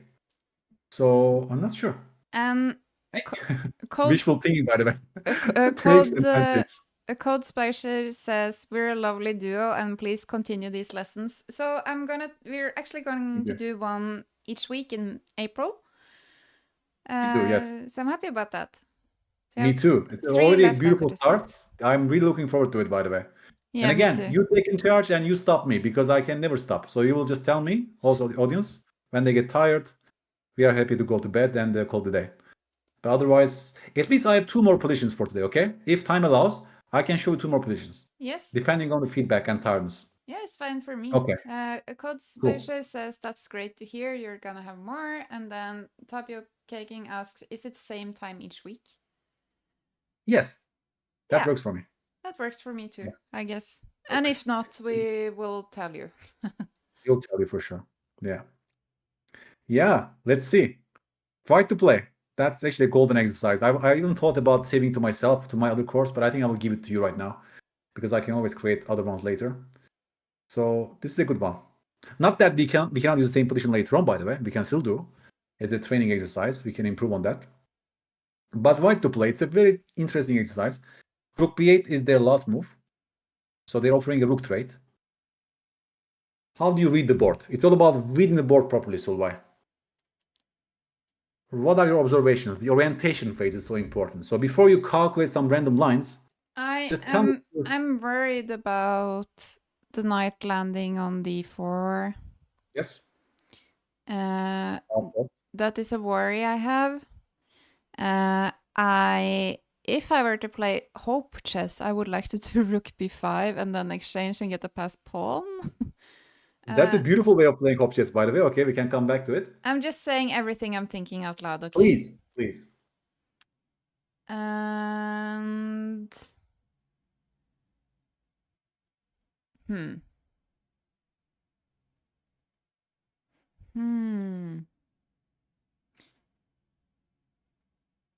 I just need to see how much time would it take them to land on d4?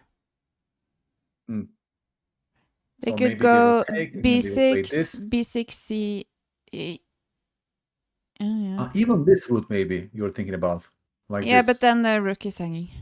So yeah, maybe their intention is just to take potentially. Maybe there's a better move. Then maybe this, if it comes down to it. Yes. I don't like it.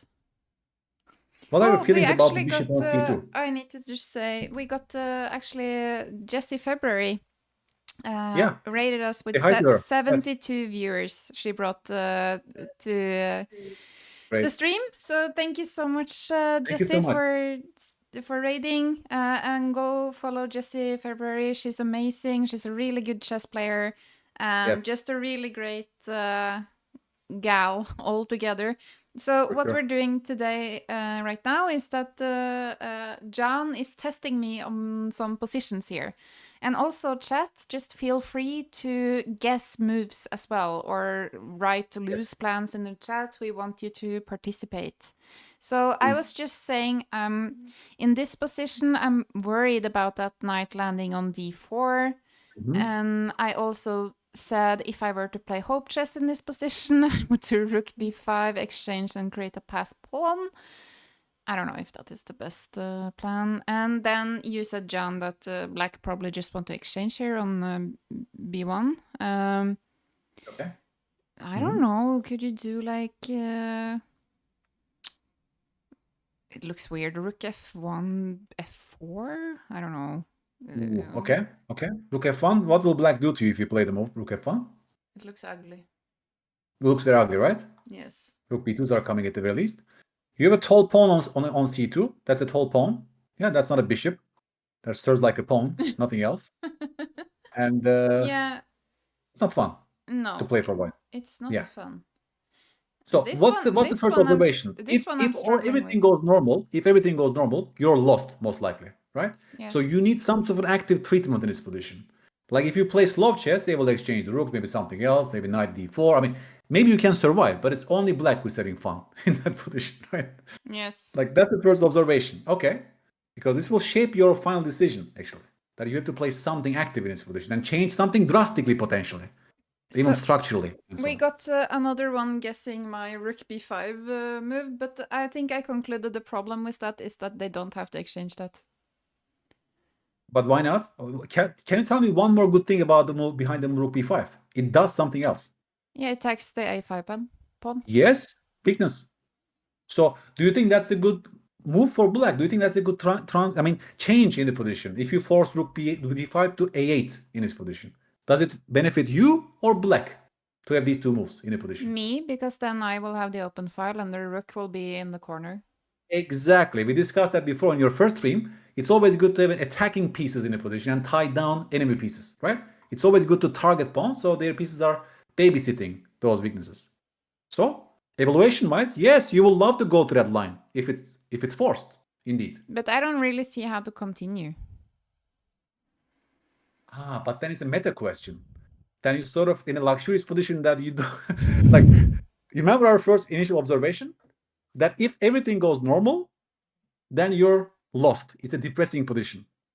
And now you're suddenly in a position that you don't like this resource because even though the rook is terrible, you get the open file, you still don't like that position because you don't see a clear plan from Yeah, there. I like it. I wanted to play it. It's just I didn't think it was the right answer because I couldn't Yes. really see any But still, my follow-up. point is this, why you don't need to calculate 10 moves deeper before playing that move. That's what I'm saying. That's a great time saving as well. Yeah. Because what you're comparing this is all-time suffering. What you're comparing, that position is something like this, which only black is enjoying. That Yes. this really here you really see zero plans, by the way. There are zero plans left for white Yeah. because you're left with a bishop, right? This is Yeah. just pure suffering in this position. So Yeah. you're comparing this pure suffering and misery with this luxurious position that you see this position and you don't see a follow-up. Yeah. I don't see a follow-up myself. I can't clearly lay down a winning plan for you, but I would still love to get this position as white compared to Okay. earlier, right? I see your point. I see your point. Right? Like this is totally meta question. This is not like a chess question. Like this is about comparing different things in life, like choose decisions. Yeah, two different decisions. First decision just sucks, terrible. The other one, yeah, potential, improved, right? Short-term improvement for sure. And so on and so on. So that's in itself, I think you can stop and evaluate as improvement for white, this very position. Okay? Yeah. By the way, if you don't make a move right now, it's not this move that black will do to you. There is one more that black will try. What is the other alternative for black in this position besides rook takes b1? Let's say that you play king f1 in this position. And it's not rook takes b1? Not rook takes b1. There's one more, even much stronger resource for black. You're asking so many good questions. This is about knowing those typical patterns and important patterns. Rook I'm b4? teaching you a very important No. chess pattern right now. No, sorry, that's stupid. pattern? Yes. You even saw the pattern for yourself, but you're missing the same pattern for the opponent for some reason. Yeah, it's not rook b4. It's rook b4 indeed. Rook b4 is the best move for black. Can you see? Yes. They are stopping you from playing rook b5 yourself, and they're inviting a trade on their own terms. Yes. Because they will create a protected pass pawn on b4. They put pressure on a4, they tie down your tall pawn, and they will even intensify the pressure on that pawn with moves like this. Not to mention your basic idea of knight d4. Yes. Can you see it? Yes. Yes. Now black has total freedom to get the knight on d4, full domination. Just observe this. It's pure positional domination for black. White has no counterplay left in this position. It's nothing. No counterplay whatsoever left. Just pure misery from this position. Just one-sided game. Right? Yes. You don't want to play this. I think we all can. So in some sense, I think we all can relate to this total misery positions. yes. And if you take on b4, they will take back with the c pawn, by the way. Why? Because the knight is awakening as a result. Also, they don't give you a pass pawn if they do so, right? Yeah. cb, knight c5 is coming. Again, great knight versus a tall pawn on c2. We talked about this before, right? Evaluation, please. Amazing knight on an outpost versus a terrible bishop, plus a protected passed pawn on b4. Yes. Disaster. Like this, by the way, it involves evaluating chess positions. Yeah, it's also important, of course, when it comes to calculation. Like if I give you this position randomly and ask you, would you rather play with white or with black? What would you say? Right? That's a great evaluation exercise. No, I'm joking. Yes, right? Just but saying, I have a question. I have another stupid question. What is a tall pawn? A tall pawn is it like a funny name given to terrible bishops? That their mere function is to just babysit weak pawns. They are blunted by their own pawns. Oh, yeah, or sometimes enemy pawns, you know what right? we call it in Norwegian? No. Storbonde. Storbonde, same in Swedish. Yes. Samma på Sverige. Storbonde. So that means like the... so in English that means like the... how do you say? The farmer who manages the other farmers.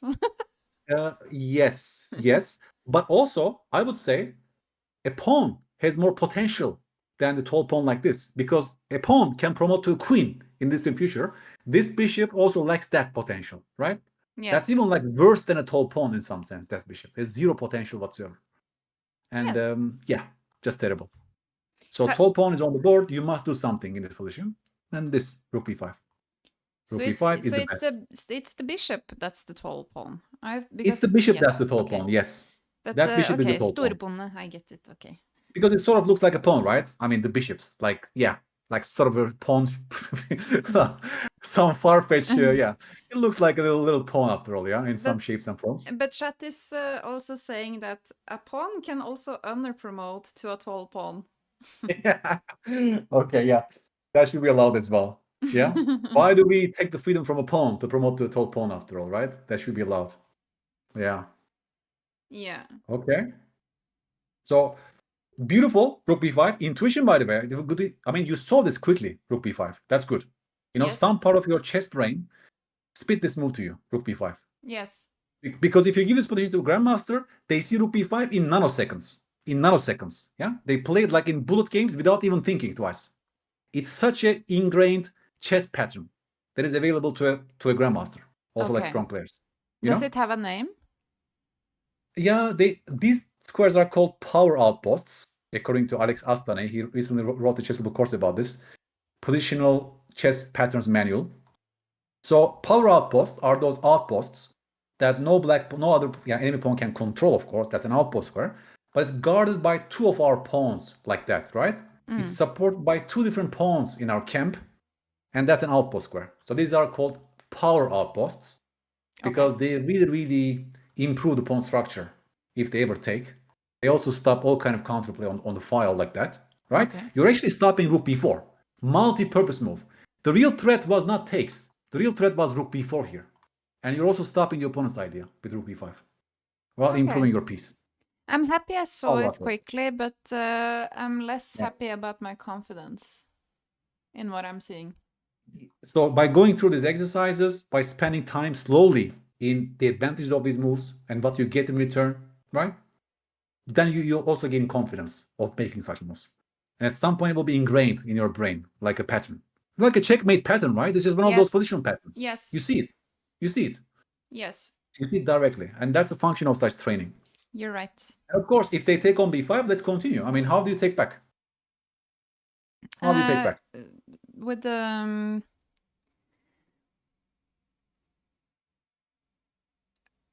c pawn to not give them a pass pawn. Yes. There's one more point with CB. You tell me. Beautiful point. Awakens my bishop. Awaken the tall pawn. Tall pawn is suddenly turning into a real bishop, guys. Can you see it? Yes. It becomes a real bishop on this diagonal suddenly. And that was my point with bishops liking dynamic positions, pawn transformations, pawn breaks, opening up games, and so on. You see, you're opening up, you're clearing a diagonal for your tall pawn. It was suffering in this position, nothing, like no file, nothing to shine over. Maybe it can go here, but even here, it will have no targets whatsoever because you have knight on d4 at that moment. So here it has much more potential on this diagonal. Yes. This was Also, instructive. it's beautiful, right? Even this is a beautiful positional challenge. Not that a takes b5 is terrible. It's also an okay move for white. But Yeah. I think practically, you don't want to play this position as white because they have a pass pawn, and your bishop is still terrible on this diagonal. Yeah. And they will improve their king, and so on, right? And knights are great blockading pieces. They blockade your pass pawn, and they take it from there. This is different, right? You're changing the structure. You're not giving the pass pawn. And now we even see at some point, yeah, white might even create some winning chances because this pawn is a long-term asset for white in this position. Yes. Okay. So again, more challenging exercise. Definitely more challenging than the other ones. But I like your final conclusions about this. And yeah, I'm happy. Do you have more? If the other guys also liked it. Do you have more? Yeah, I have two more. I'm just thinking about, okay, I think this is more interesting. This is more interesting. Bishop takes d5. Right now, there are three choices. Before, it was always two choices. Here, black has three different ways to recapture the bishop on d5. Okay? So, which is the correct one and why?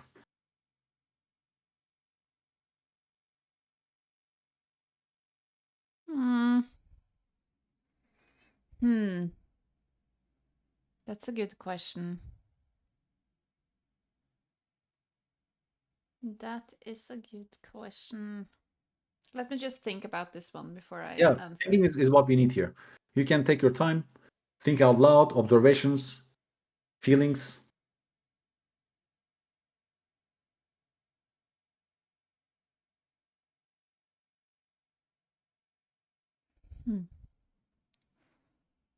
But we have to take back, right?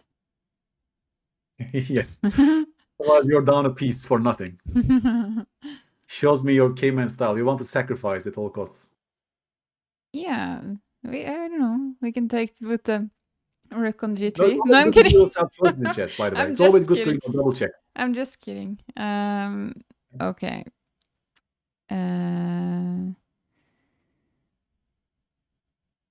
It's just like I don't even want to say this out loud because it's embarrassing. But that's what we are here for, you know, Yes. to hear I your want to honest say thoughts. I want to take with the queen because it comes with a check. Oh, beautiful. You know, sometimes, yeah, okay, that's beautiful. So the sole reason you want to take back the queen, it comes with a check, right? No, Is but that the conclusion? that's the only thought in my brain right now. But my elo is showing. Continue, please. Oh yeah, you want me to continue with the queen line? It's just You don't need to see far away. Like queen takes d5, white has many choices. You don't need to calculate but every it's, single it's response. not a problem because they can do so many things. Yes. It's not a Please problem. compare queen takes with c takes, for example. Start from c takes. Pros and cons, please.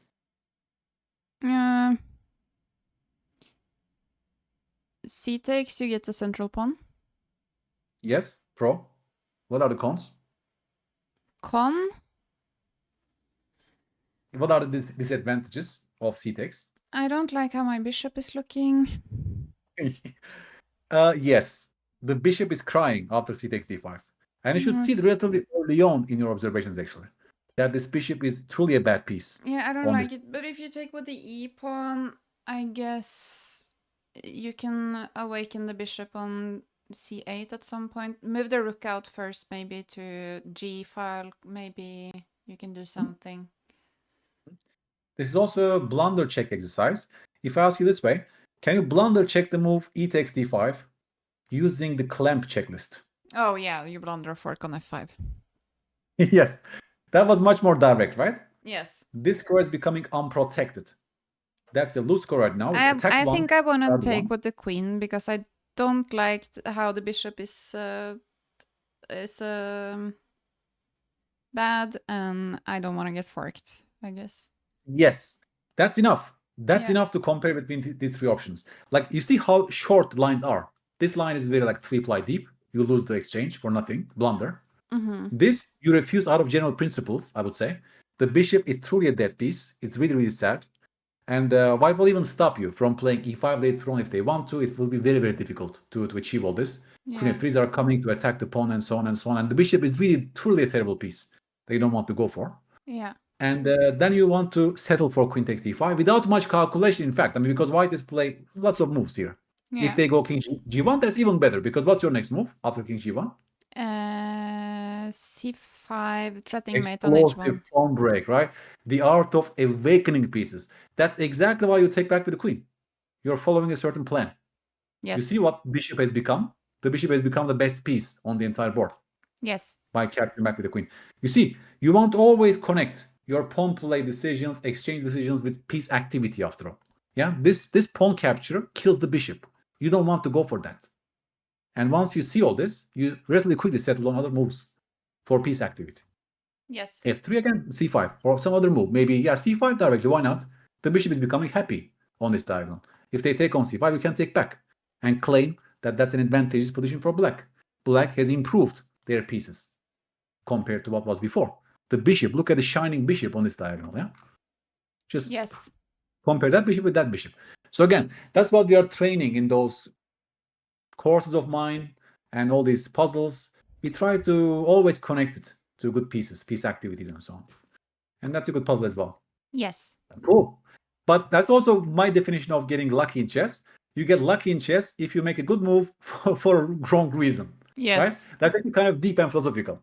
That's to my definition, that's the only way that you get lucky in chess. You make a good move, like in this case, for the only reason that it comes with a check. Right? Yeah. If you didn't see the bishop on b7 would be active.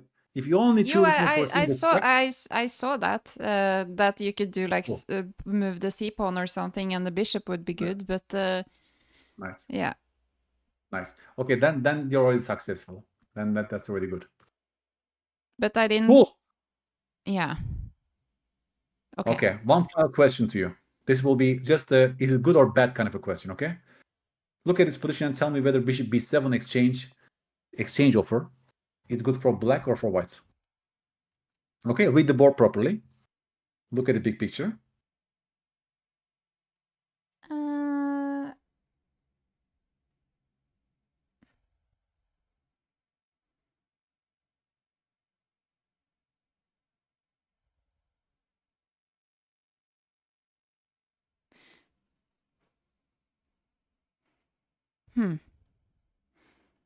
I don't think it is a move I would consider. Why not? I don't really understand. Why do you want to exchange the bishop there? Because I feel like there's still some hopes and dreams to attack that king. I think it looks naked.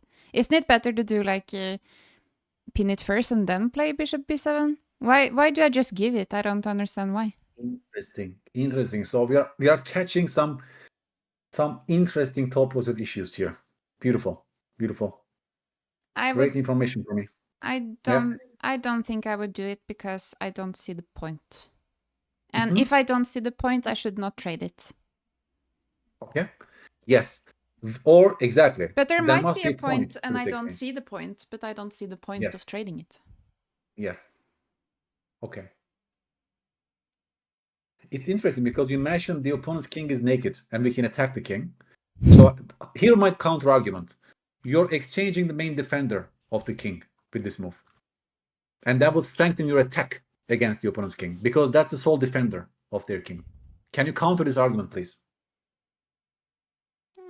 Yeah, you have one less piece to attack with. But the bishop already sucks. It's a tall pawn on c8 with no future whatsoever. So I just exchange my piece that does nothing on c8 for your main defender of your, let's say, unsafe king. But, yeah, okay. Okay. That's see the your main point. argument to my mind, at least, when it comes to this.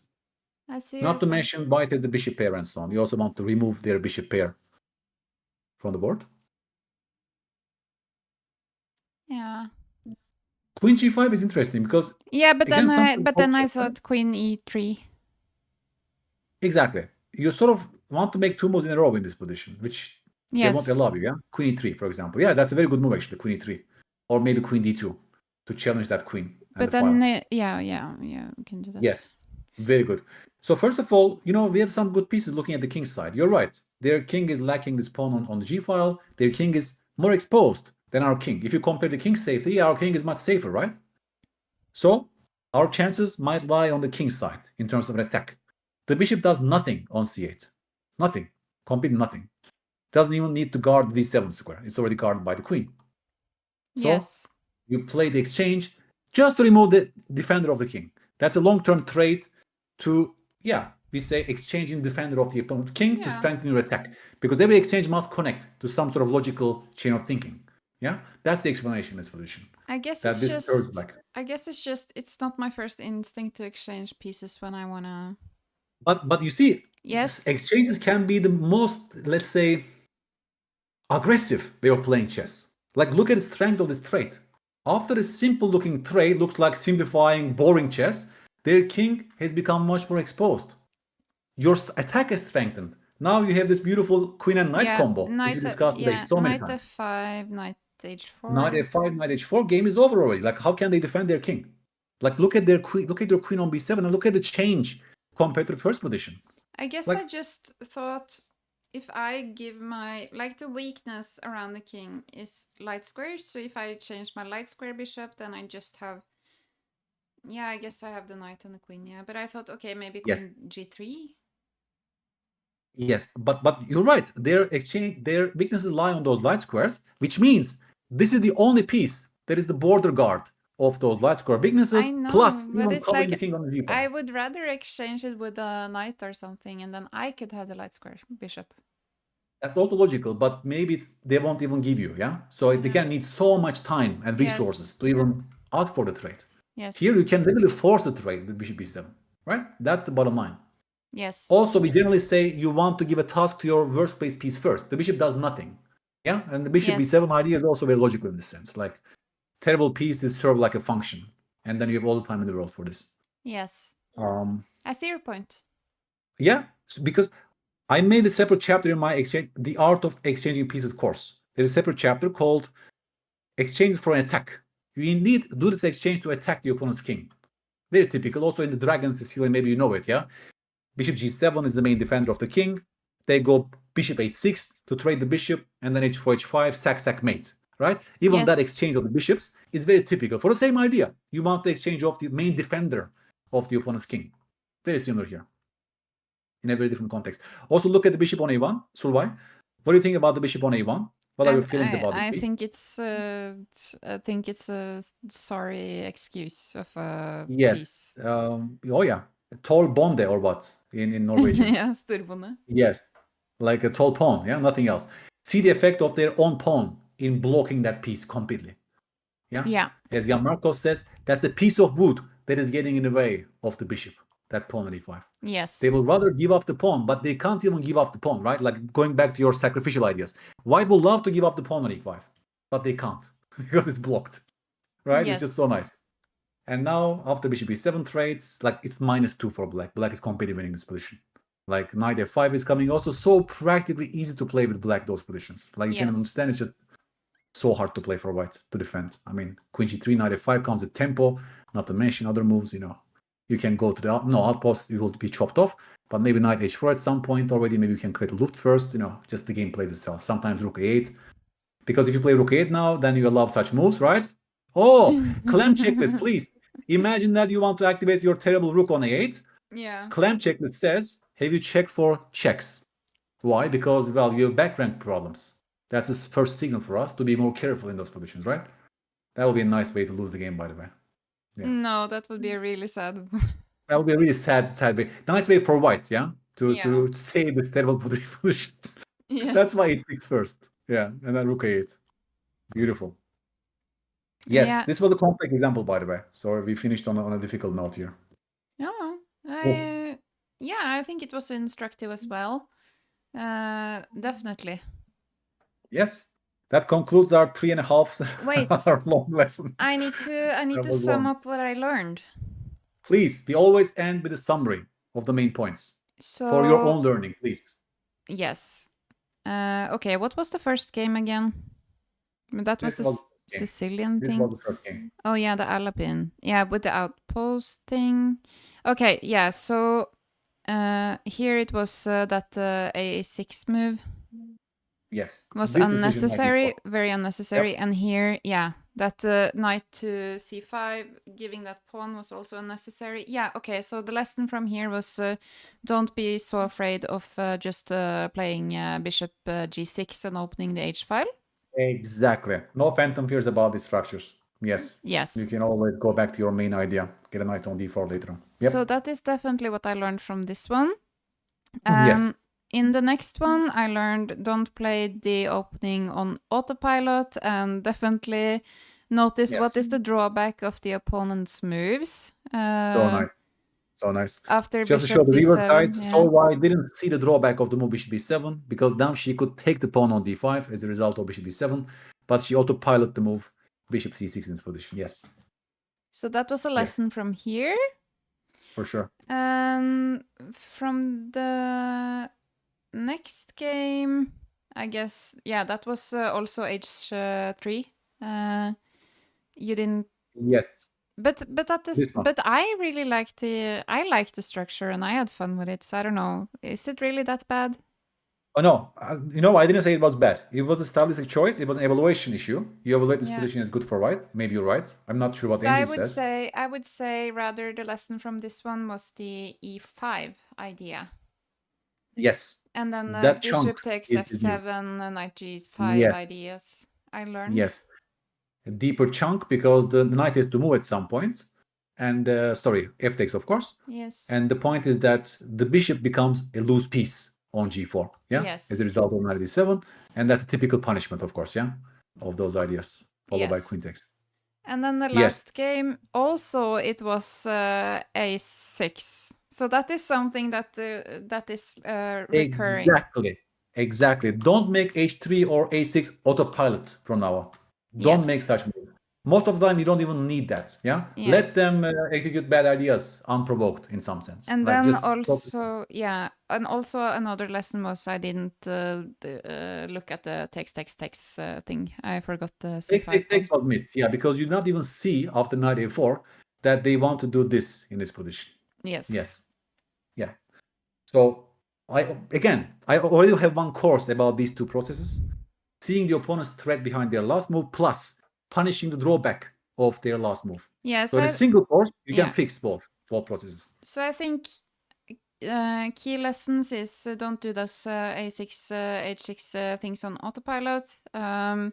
Think about the drawbacks for the opponent's moves. Also think more about what do they want to achieve with their moves.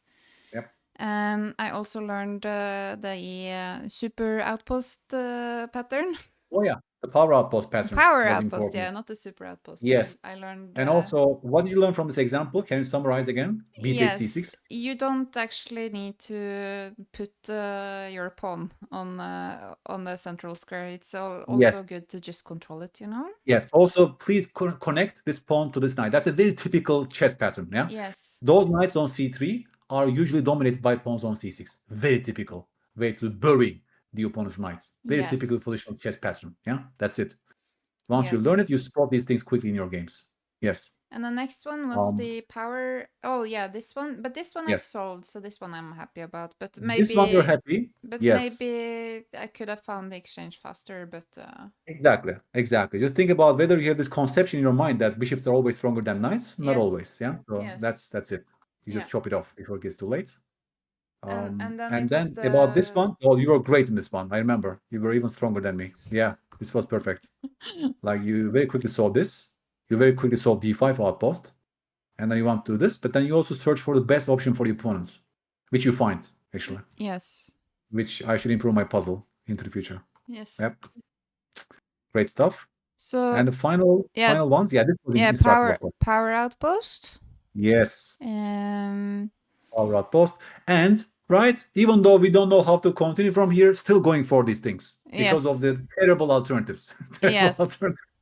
Yes, yes, that was also important, I think. yes. Um, And and even then taking back the c pawn, you were correct because of the bishop issue and so on. That's nice as well. yeah, Yes, and this about this, yeah, and this one it was.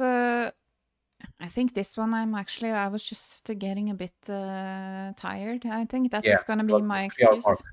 excuse. But I definitely see the point of the bishop activity here, and definitely it's good Yeah, to not blunder a fork. yes. Usually.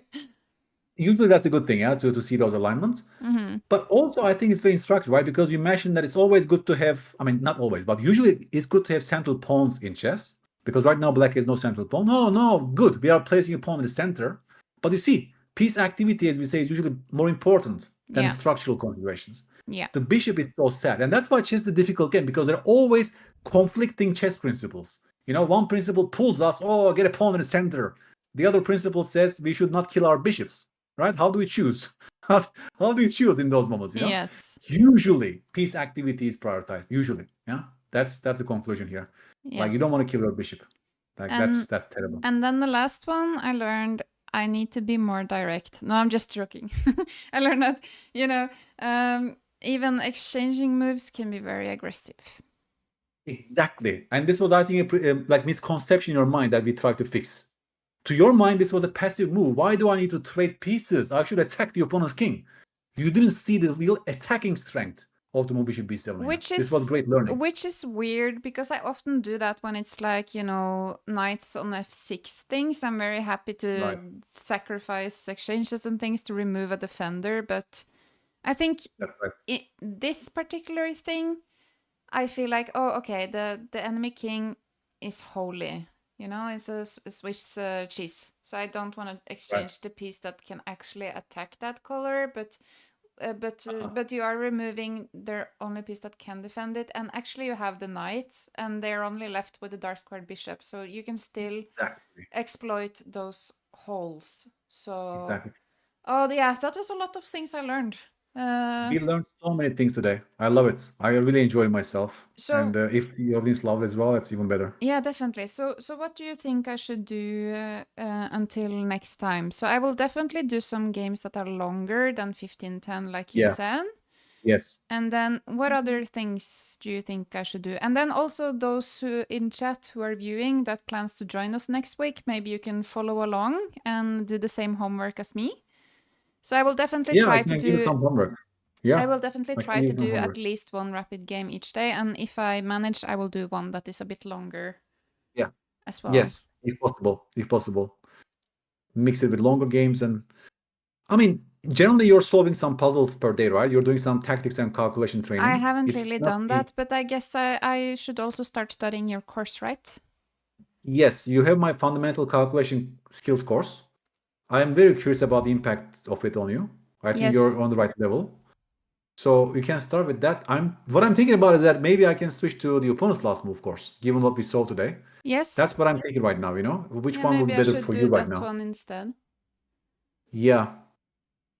I mean, in terms of order of things, I generally recommend my opponent's move first to people Yeah, but then before calculation it skills. was a recurring theme of the game, so maybe I could do Yeah. that one along with some games. Do you think I should do tactics additionally, or is it enough to do some coursework? Yeah, coursework will be enough in itself because it also combines tactical and positional teams. You'll get covered Okay, for tactics. so what I think I will do, if you think that's a good idea, I will set aside some time. I'll try to do it every day. And I Yeah. will do first a little bit of studying from your course, and then after that, I will play the game because then I'm warmed up. What do Yeah, you you can think? take it like a warm up. Stay on the sweet spot of desirable difficulty. If it's too much over your head, stop and give me feedback on that, you know? Yeah. If some positions are just complete, it doesn't make any sense. You don't understand the correct moves and so on.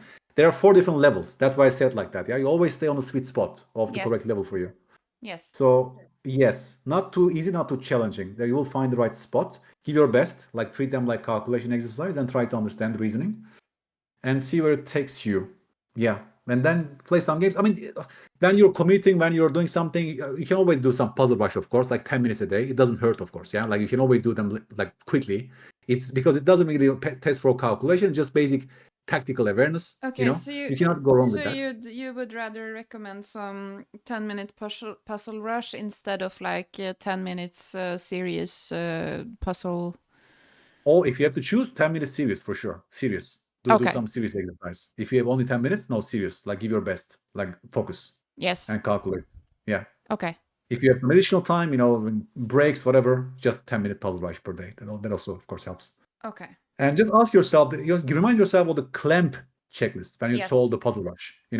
Yes. Like instead of following your typical approach, just keep that in mind in the back of your head. Look at those loose pieces. Look at those alignments. Yes. That could be nice. Okay. And then we take it from there.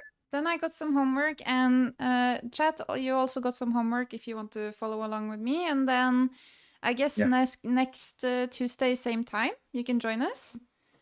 So Sure. I I'll be think here. we agreed on 1 hour, but we've been here for 3.5. I warned you. I'm unstoppable when it Yes. comes to this. So yeah, Okay, I just we want to will say, set it. yeah, thank you so much, John, and also thank you so much, everyone in chat. It's next Tuesday at 6 p.m. Central European. Yes. And hopefully we'll see you, and check out John's new Chessable course. I'll put a link here in the chat.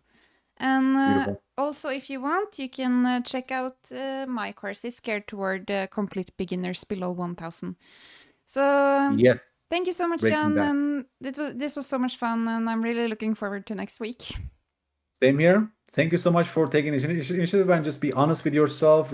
We are learning together. It's a pleasure to teach you, Solveig. Great pleasure, and I have good feelings about this moving to the future. Like once again, thank you so much for laying down your thoughts openly and sharing them with us.